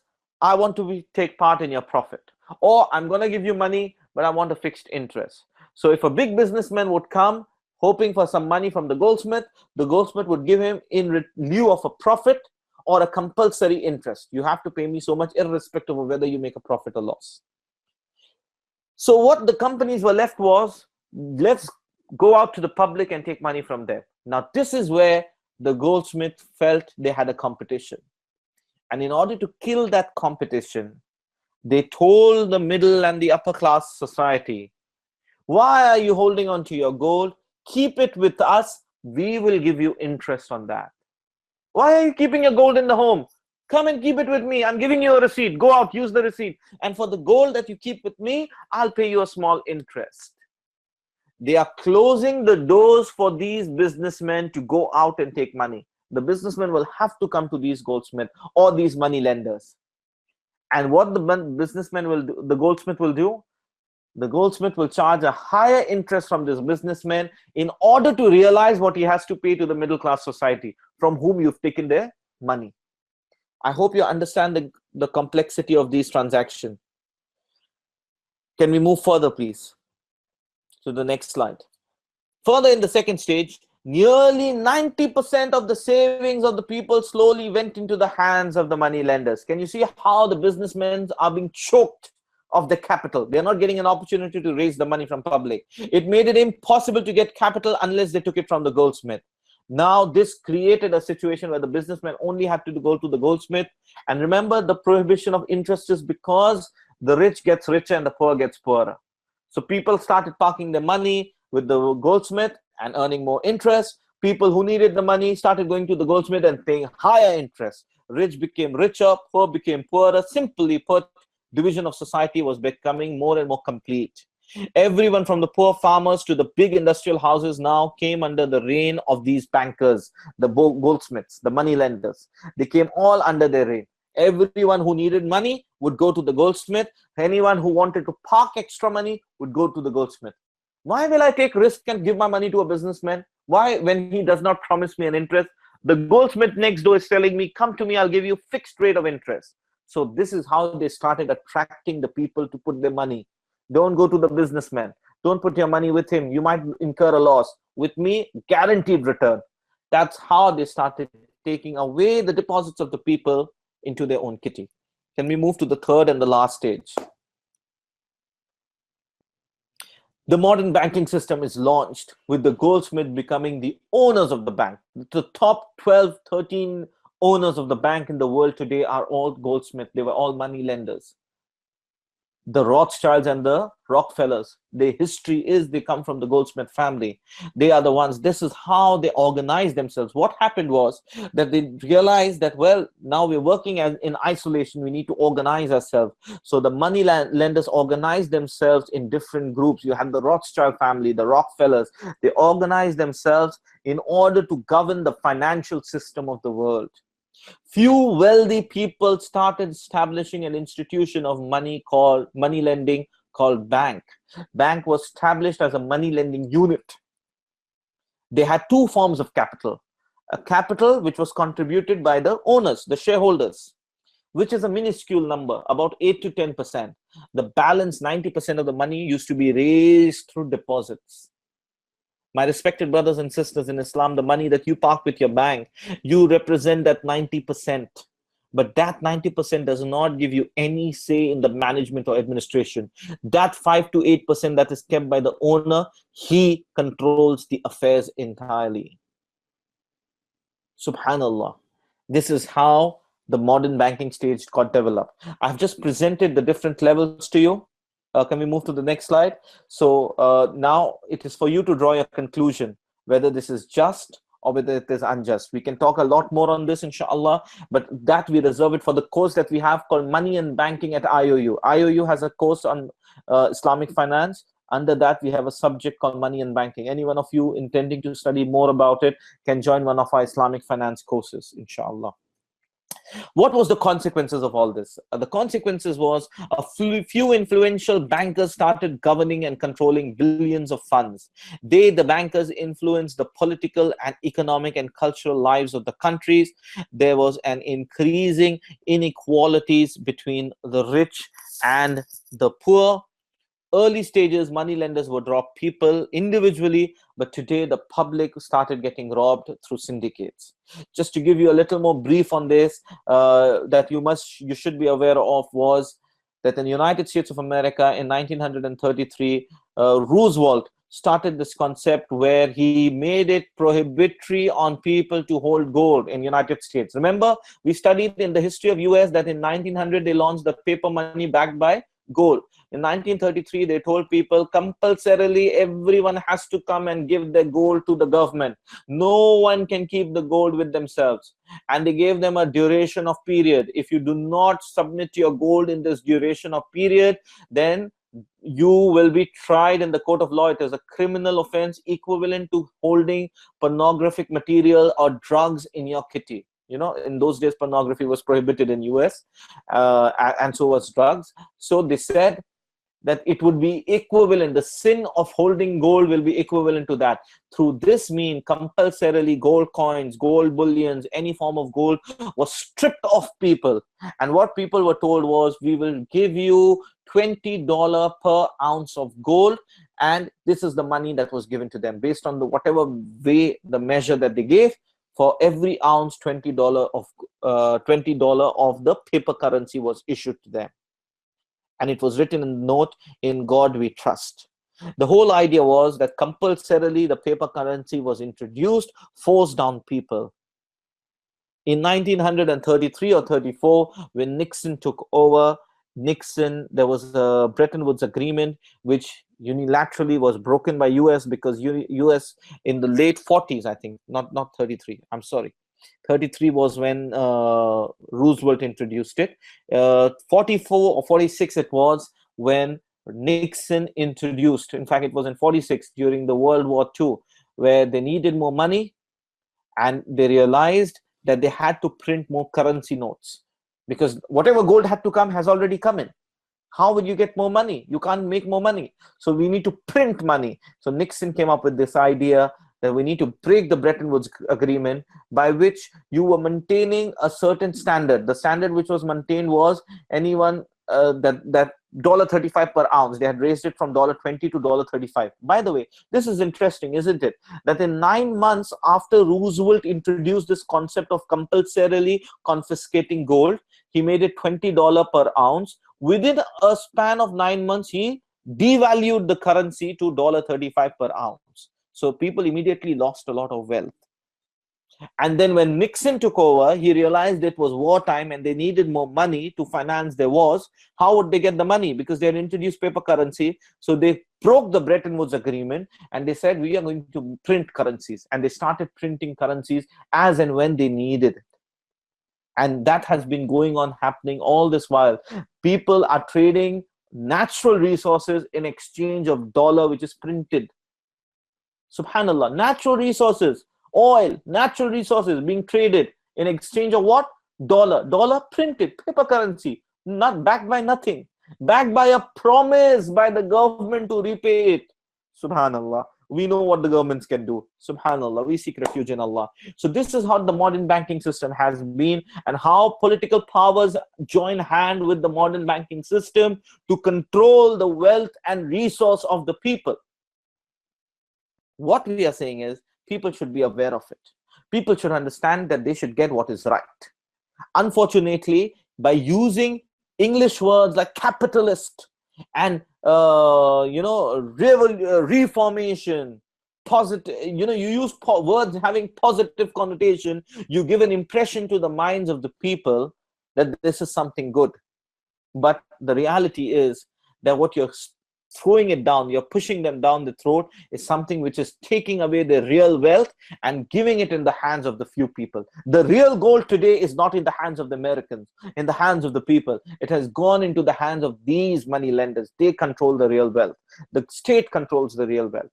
People have got nothing. They just got paper currency, which keeps devaluing it. So in 1900, when they started backing the paper currency with gold, if you had 1 ounce of gold, and if I had 1 ounce of gold, and if you were in US, and US made this law of $20 per ounce, and they gave you $20, and I was, say, not in US, I was in some other country, both of us had $1, 1 ounce of gold, but today you have an equivalent $20, but I still have my 1 ounce of gold. We went to sleep for 116 years, and we woke up on the 19th of November, 2016. You have $20 with you, and I have 1 ounce of gold. Who's richer? It's me who's richer than you, because I have the real wealth, whereas you have been ripped of your real wealth. Subhanallah. So that's the consequence of all of these. We move to the last slide, please, the cashless economy slide, the future of money. The future of money, as can be seen, the Bitcoin is a generation which is being discussed and debated, and many people are talking about it. I saw a question also, can a Muslim deal in Bitcoin currency?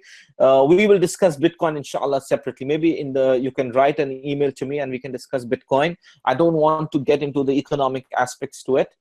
Cashless economy seems to be a future. You are talking about virtual currency, electronic money, cashless economy. Countries are banning or limiting the use of cash. They say that the suggested benefits are it will limit the black market transaction. Everything will become accountable and can be seen by the government. Suggested benefit, the government can track the income and expenses and track down where the people are paying their taxes. Some of the risks involved in this, though, is it is against the sunnah of the Prophet. The sunnah of the Prophet is use gold or silver, because that is a real wealth. No privacy, and also gold and silver cannot be just produced. There is a limitation on it. So there is a natural limitation on the printing of money by God through the use of gold and silver. But when people start printing it, they can go on printing whatever they want, because it's just a piece of paper and you need to stamp it. that in God we trust. Subhanallah. No privacy, as all information is accessible to the government. You have no privacy to your information. Whatever you buy, whatever you spend, whatever little you spend on personal thing, everything becomes accessible to the government. Nothing is private. Information and access can be misused. Everything is getting linked online, and we keep hearing every day, my respected brothers and sisters, that your information has been hacked, or somebody hacked into the system, or the system came crashing down, the servers have lost everything. What happens then? Like the US president, well, not the president elect, but the competitor to Donald Trump, Hillary Clinton, there were issues being raised about 33,000 emails deleted. So things can get deleted. What happens if your records, which are all kept in the server in a cashless economy, is suddenly lost? You had $500,000 million money lying in your account. Suddenly the system loses everything. Everything is lost. Every track is lost. What happens then? This is a system which can lead to slavery, controlling people. This system of controlling people financially is a system which leads to slavery, as we saw with communism. Communism tried to do something similar. They wanted to control everything. Wallahu alam, Allah knows best. We are all students of knowledge. We are still gaining knowledge. I'm sure certainly tomorrow, if somebody can come up with better argument, we will be giving it due credence. What we've tried to do in this session, as we conclude in the next slide, please, is that we've tried to study what's happening in and around us. What are the kind of concept of money which exists around us, and what is the Islamic perspective on that? We've looked at the impact of interest in our daily lives, the consequences of engaging in interest, which leads to moral degradation, cultural impact, economical impact. We looked into some of these. We look into more of these, by the way, in the next session, which will be the Money Matters course starting on 3rd December. And we've looked seeking alternatives for prohibited financial options around us. Now we will inshallah look for these alternatives in the next session. Okay, so in conclusion, I want to mention to you that anyone who's interested to look out for more alternatives in your personal life, whatever we've spoken on today are theoretical aspect backed by practical examples. In the next session onwards, we will look at the understanding of what riba is, and what are the practical implications of engaging in riba, and what are the kind of transactions where we fall into riba without realizing it. So we'll look into all of that next week. Barakallahu feekum for your patient listening. I can see that we've had in excess of more than 400 people. At one point it was more than 500, but I think I've just had the session for very long today. But still, all of you have stayed back. So inshallah, we will take questions. As we open up the session for question and answers, I just want to make an announcement. In case I don't have an answer to your question, which is quite a possibility because I don't have knowledge of everything, I will request each of you to send me an email. And I'm just going to type my email first in this box. Okay, I'll type it later maybe, because everyone is going to start typing now. So let's take questions, inshallah. First, is a student loan with interest halal? It is not halal. The moment interest involved, it is not halal. Okay, so a gratuitous loan which is given to you without any interest is permissible. Some of the loan which gives you moratorium on interest, which is that you get a loan for 3 years when you're doing your studies, you don't pay back anything, then you take up a job, 4th year and 5th year, when you start settling in a job, you start paying back to the bank with an interest. That is also not permissible. Interest-based loans are not permissible. Loans should not be on the form of interest. Okay, we will try and look for questions which is based on what we've discussed today. Okay, try and stick to discussion which we have had today. Ask questions on things which were not clear, which is discussed today. Some of the questions talking about solution-oriented questions are things we can take up in the Money Matters course, inshallah. Okay,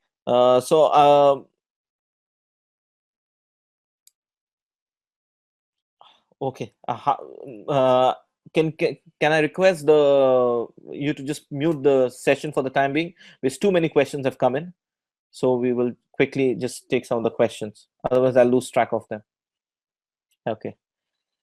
If money is not a commodity, would investing in the stock market and dealing with multi-level marketing, and I will have only 15 minutes of question and answers, okay, because we've got to end the session also. If money is not a commodity, would investing in stock market and dealing with multi-level marketing be considered haram?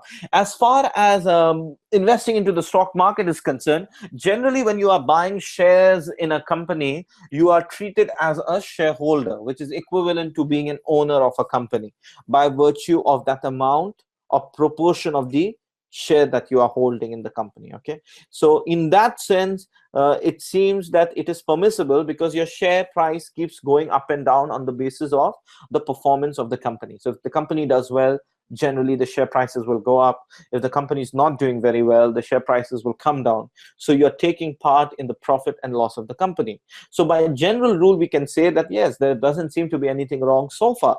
However, there has to be detailed study done about the company as well. So whether it's a lawful company, is it a company which is engaging in lawful transactions and lawful means of earning money?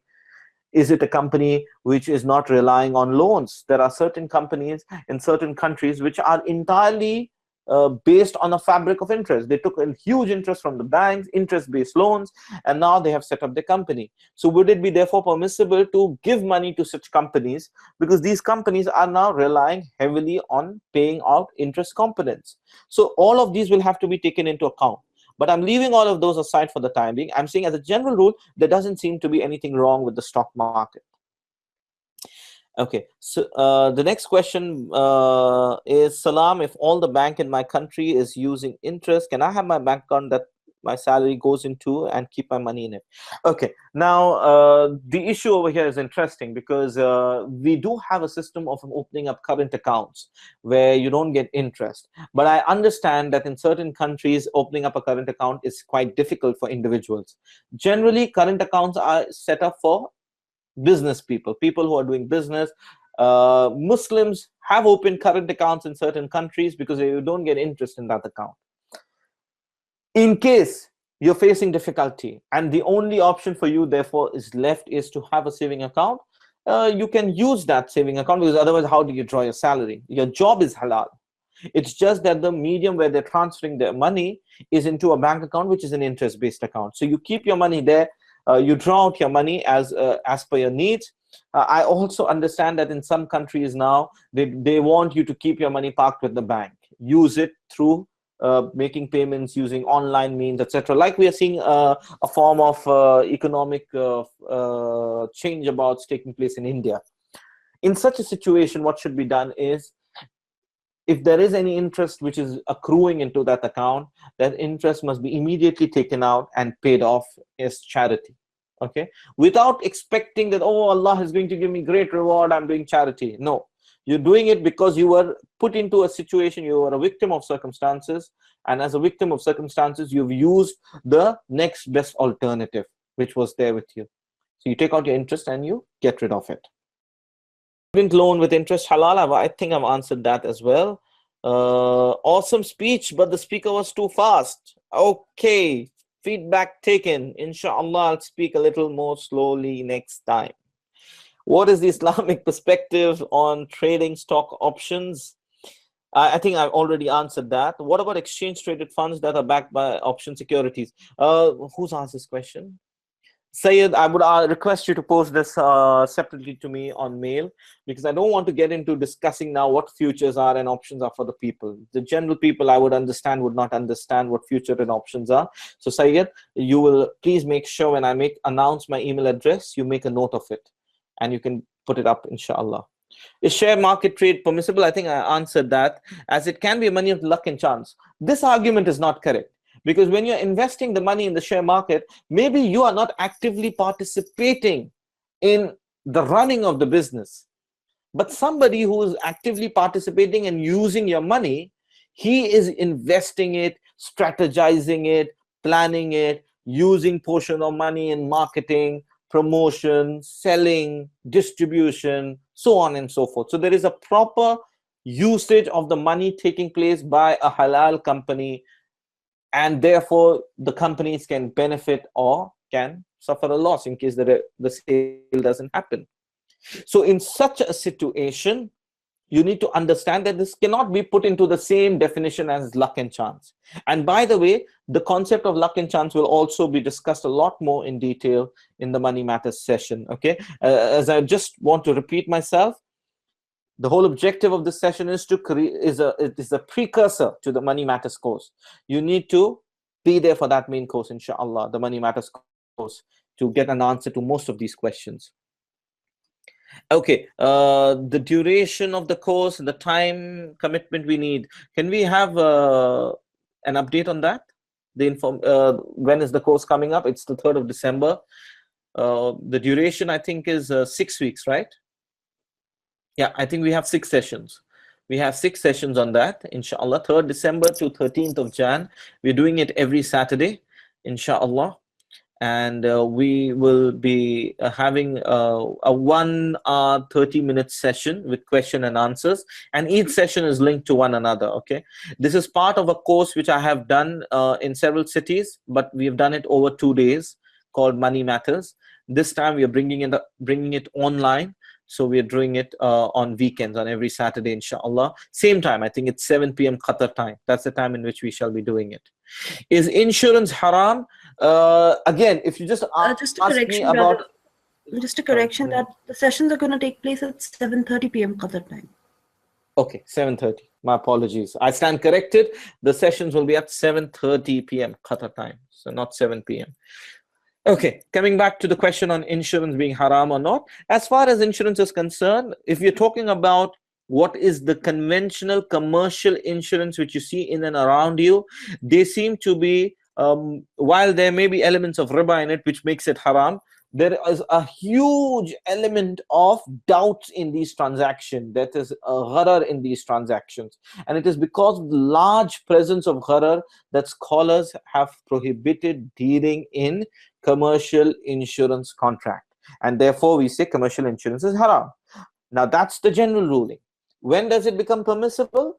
It becomes permissible when you have the concepts like takaful, which is there, which is mostly an option where people see the intention matters. The commercial insurance, and I have been an ex-banker myself, and I have sold insurance, and I have been trained by insurance companies. They used to come and tell me, when you go to a CEO of a company to sell him an insurance plan, invariably, you will find on the desk of a CEO a family photograph, invariably. So what you do is talk to him about the aesthetics of the room, tell him the room is nice, and then tell him, sir, is this the picture of a family? Naturally, he'll say yes. Says, so you've got a beautiful daughter. So can I have a look at the picture? Pick up the picture. These have been taught, by the way. I'm not making up stories here.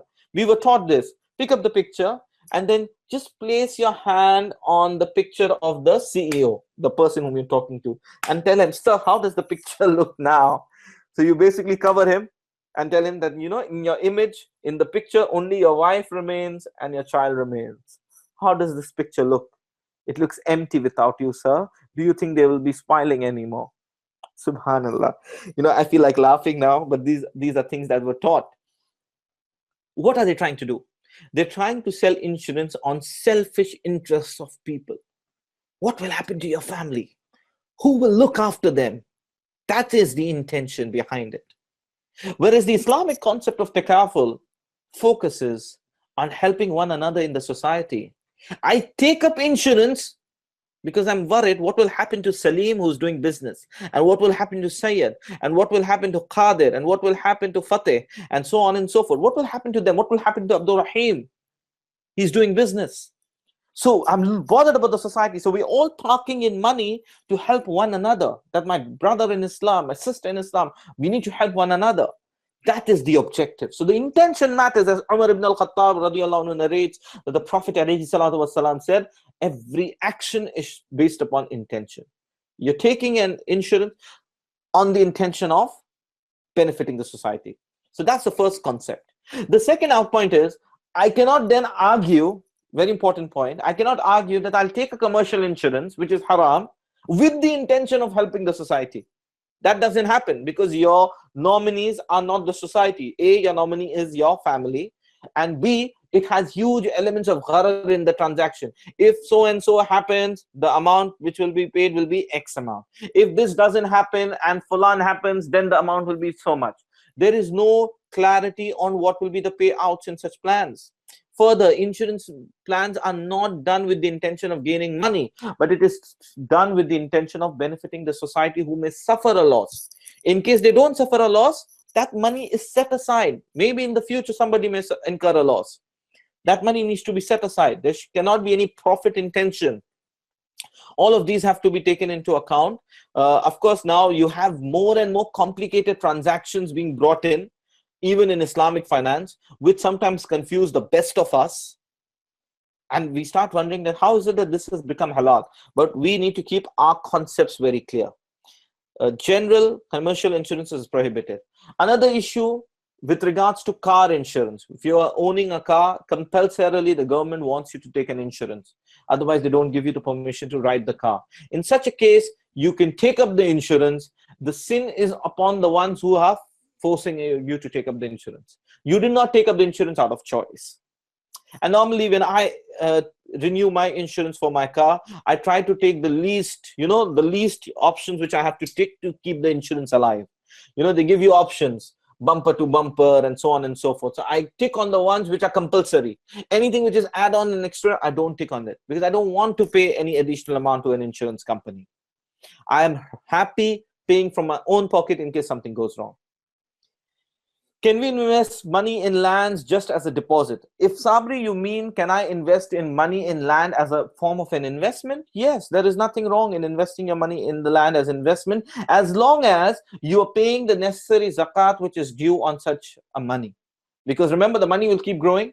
So as and when every year you pay out the zakat on that money, on that land, whatever the valuation has gone up to, you pay out the zakat on that. As long as you're purifying your wealth, there is no harm. So if you are doing that also, you are taking out money from that land, from that investment that you've made, you're taking out a liquid portion and you're distributing it amongst the poor. So you are allowing the circulation of wealth to take place as well. And Allah knows best.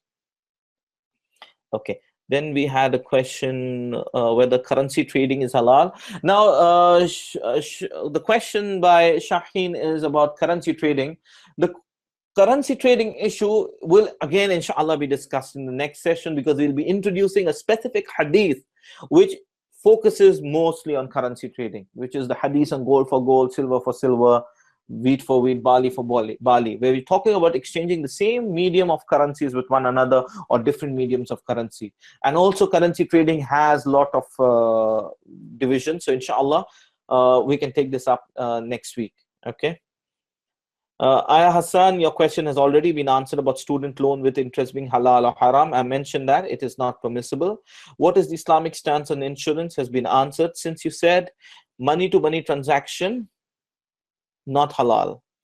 So what about USD to INR transaction? Okay.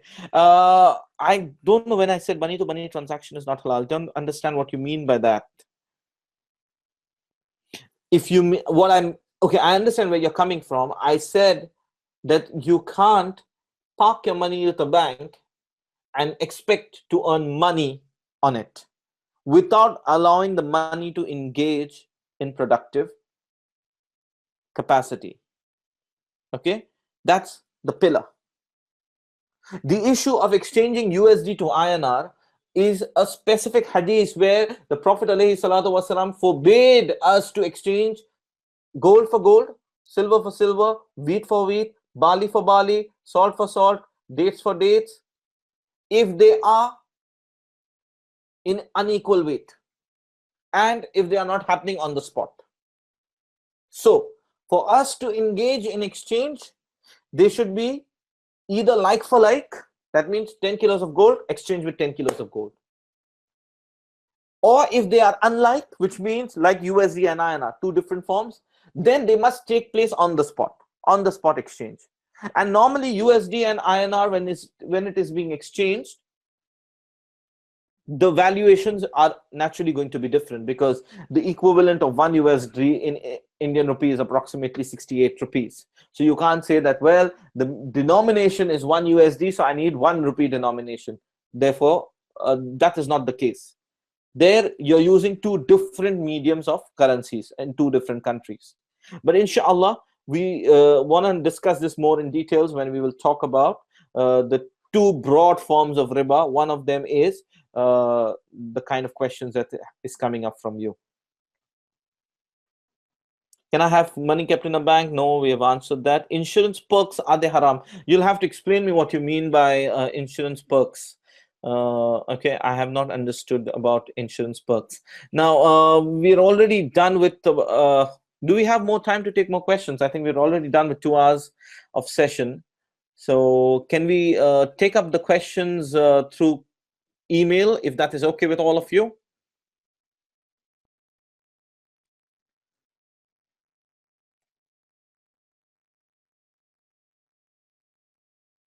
Yeah, okay, perfect. So I would request all of you to just quickly make a note of my email address. My email address where you can reach out to me. Oh, so many questions. Please, I'm extremely apologetic. Mashallah, all of you have turned up in big numbers and stayed back and listened to the entire session. But I would just share my email address, and I would sincerely request each one of you to just make sure you drop in a question right away. Okay, I'm gonna get back to each of you on first come first serve basis. I'm just typing my email address, so I just request each one of you to just stop typing for the time being. Don't use the chat box now. Let me just input my email address.